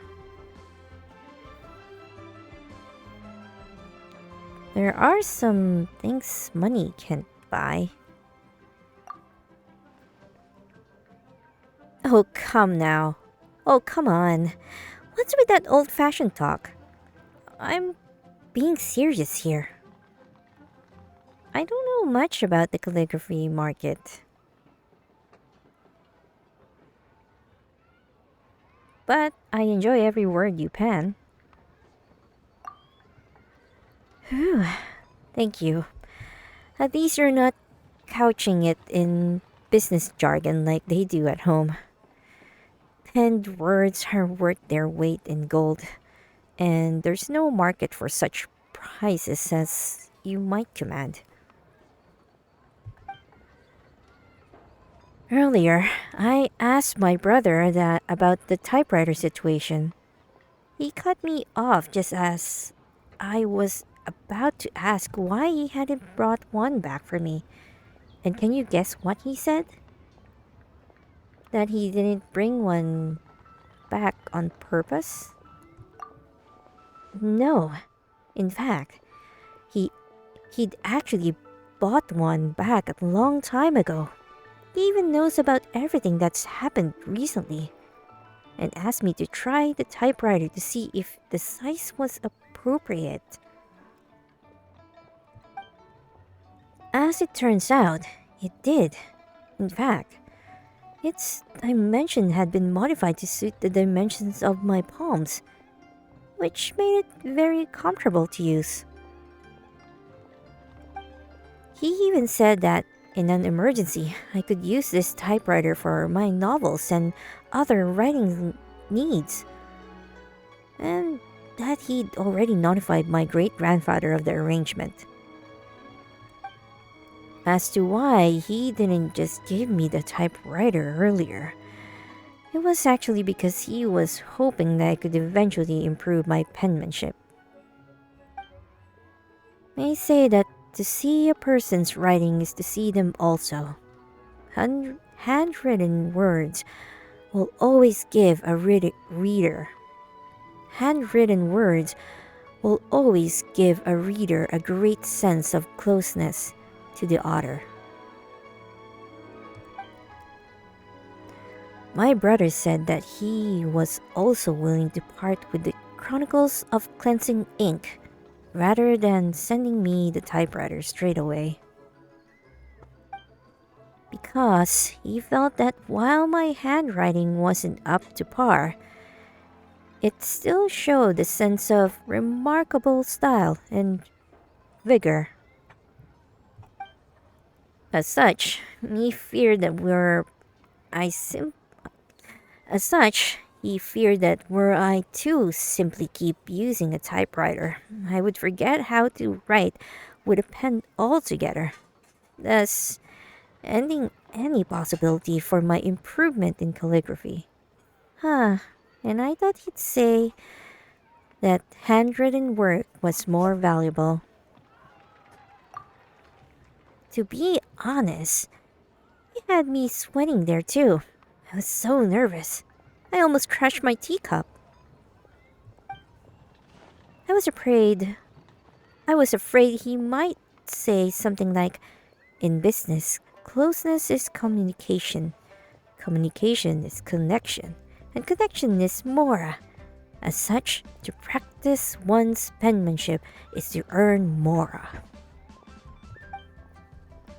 If he had said that, I would have had to flee to Chung Yun's place and stay there for maybe 10 days or 2 weeks. Well, he seems like a reasonable fellow then. Yeah, he never talks about the business with me. He just lets me live my life. But, even though he says nothing about it, we have too many business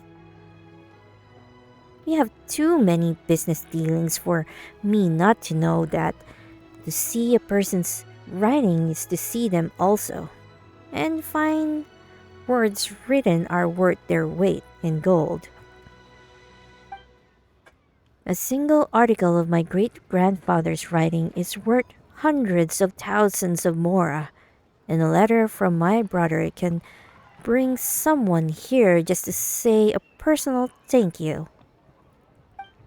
When I went out with my brother on a courtesy call, I even saw someone who had hung and framed a congratulatory note left by my great-grandfather. Now take a look at these books. These are novels I just wrote, and the contents are completely identical. But when I signed one of them, the last stroke I penned went a few inches wide, and voila! It can sell for 200 extra mora.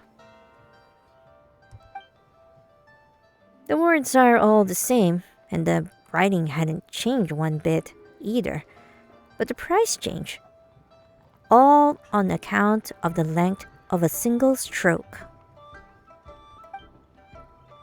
Congratulatory notes can have the same content, but everyone would hang my great-grandfather's up on a wall and carefully preserve one that my brother sent. I know that these are just trivial matters of business, and no one really cares what the letters themselves say. It's all about who sent it to them. It's just, I remember every letter you've ever written to me. See, I've got them all right here. Well kept too. I know. Thank you. I know it's been tough on you, reading my scribblings. I'll learn how to use the typewriter as soon as possible. We shall soon be forever rid of badly written letters. Well, I prefer your handwritten letters. You call them scribbles, but I call them heartfelt. All right. In that case, I shall continue writing to you in my finest illegible calligraphy. But should you ever find my lettering neat and orderly, please do come find me as soon as possible. I may have been kidnapped, or perhaps I just really want to see you. Wow, a signal. What do you call that? Like a secret message. Ah, would you look at that? It's getting late. I shall see you later, Lumine. I wonder if Mr. Shifan also turned to the sword because he did not want to see the products of his pen peddled for coin. That's a very long line. Shincho's voice has a long line. Why? Oh, everybody's here. What's up? What's going on, Shinha? See? I knew at once that you were someone of unimpeachable character. No wonder you raised a heroine as virtuous as Ms. Shenhe. Were it not for her intervention, those tour group fraudsters would have cut and run with the money my child paid them. I'd been planning to register my old man. You know, to give him the holiday he's never managed to enjoy all these years. To think it was all a scam. Exactly. And you know that pamphlet? Apparently it's all fake. The so-called sweets are just some hastily built huts. And forget food, there was never even any lard to cook with. What? To shamelessly exploit the filial spirit of our youth for their vile and base ends? One shall show them no mercy. Calm down, ma'am. The group's boss has already turned himself into the Millilith. He was all black and blue when he returned me my money. What did Shinha do, though? If he hadn't constantly implored us to beg the white-haired heroine who works at one mean restaurant for mercy, we wouldn't even have known it was Miss Shenhe who secretly aided us. That's why we're here to thank you in person. Oh? Did Shenhe already discover the truth? And... Noble deeds are not done for fame. You are all too kind to come forth in this manner. Wow, virtue really does run in the family. You truly have taught her well. Shenhe is quiet and one few words, but she has her own way of conducting herself. As for me, my place is to have faith in her and support her, and influence her decisions as little as possible. It was she who signed me up with that senior, whatever it was called, tour group at first, only to arrange for me to travel abroad herself afterwards instead. Now I see that she had her own plans in mind. And that is well. As the youth come into their own, elders such as myself should let go more and let them soar, and learn to enjoy life ourselves. Travel abroad? My, Miss Shenhe really is a model of filial piety.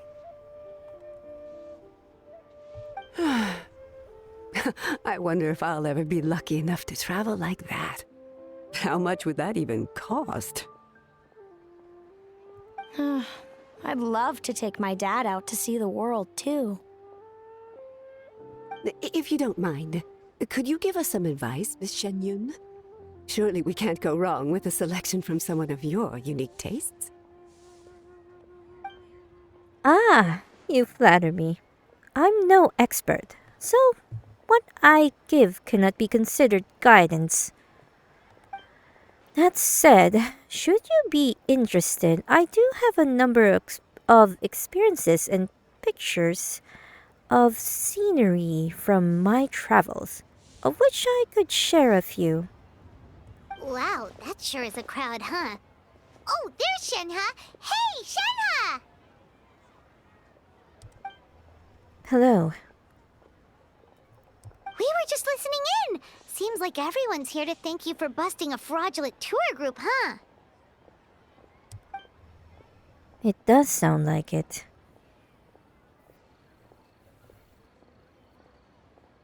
Yeah. Hey, wait, then why are they all gathered around her to thank you?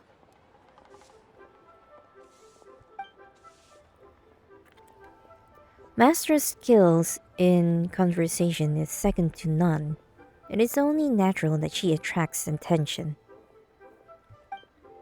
In any case, even had I not cancelled her registration, she would have taken action upon discovering their tricks when she participated in the tour. That's why everyone has gathered around her, and I think she deserves the respect regardless. Wait, so the reason you were so insistent on canceling the registration back then was because you knew something was up? Ha! That's the disciple of an adeptus for ya! Perceptive and thorough. Oh, no, not at all. When I sought their boss out to refund my deposit, he rejected my request, drunkenly spilling the beans in the process. Upon seeing that he wouldn't cooperate, I was forced to use my fists instead. I know that was gonna happen. Oh, so that's what happened. Well, he had it coming anyway. What goes around comes around. Still, all's well that ends well, right? The bad guy gets his just desserts. Everyone recouped their losses, and Xianyun had fun. Yep.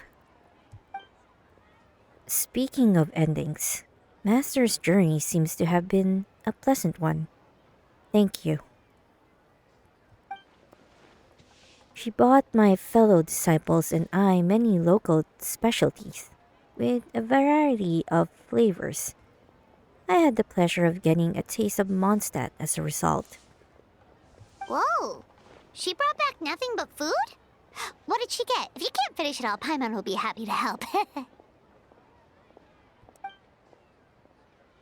Windwheel asters, Cecilias, Callia lilies, all of which taste better than Genshin. Would you like any, Paimon? What? Raw? Paimon's gonna pass on that. Is your stomach okay? Yes. Are they inedible? I thought they were like Chingshin. Well, most people wouldn't even eat Chingshin raw. We usually cook plants before eating them. I see. In that case, I'll take them over to Wanmin restaurant later and have Chef Mao study them.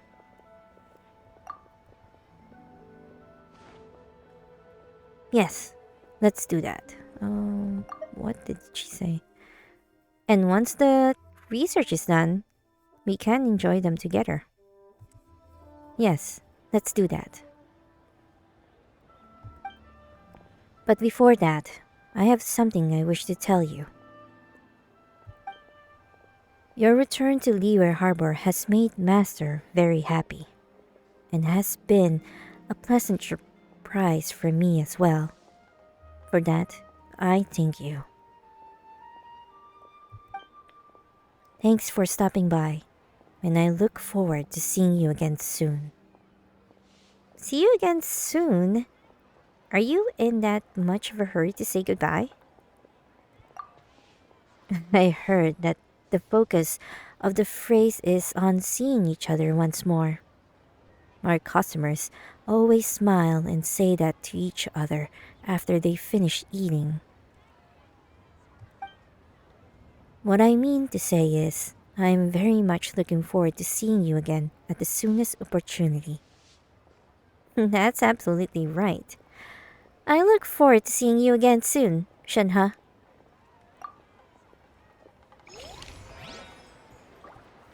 that concludes Shan Yun's, and I wonder if that's the very end of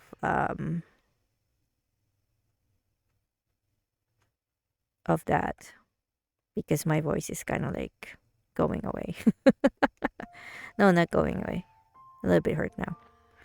But yeah, that was a very long one. So about 3 hours, 3 or 4 hours of anecdotes. That's a very long one. Thank you for watching the video, and if you like more of these videos, don't forget to like that button and subscribe. I'll see you next time. Bye!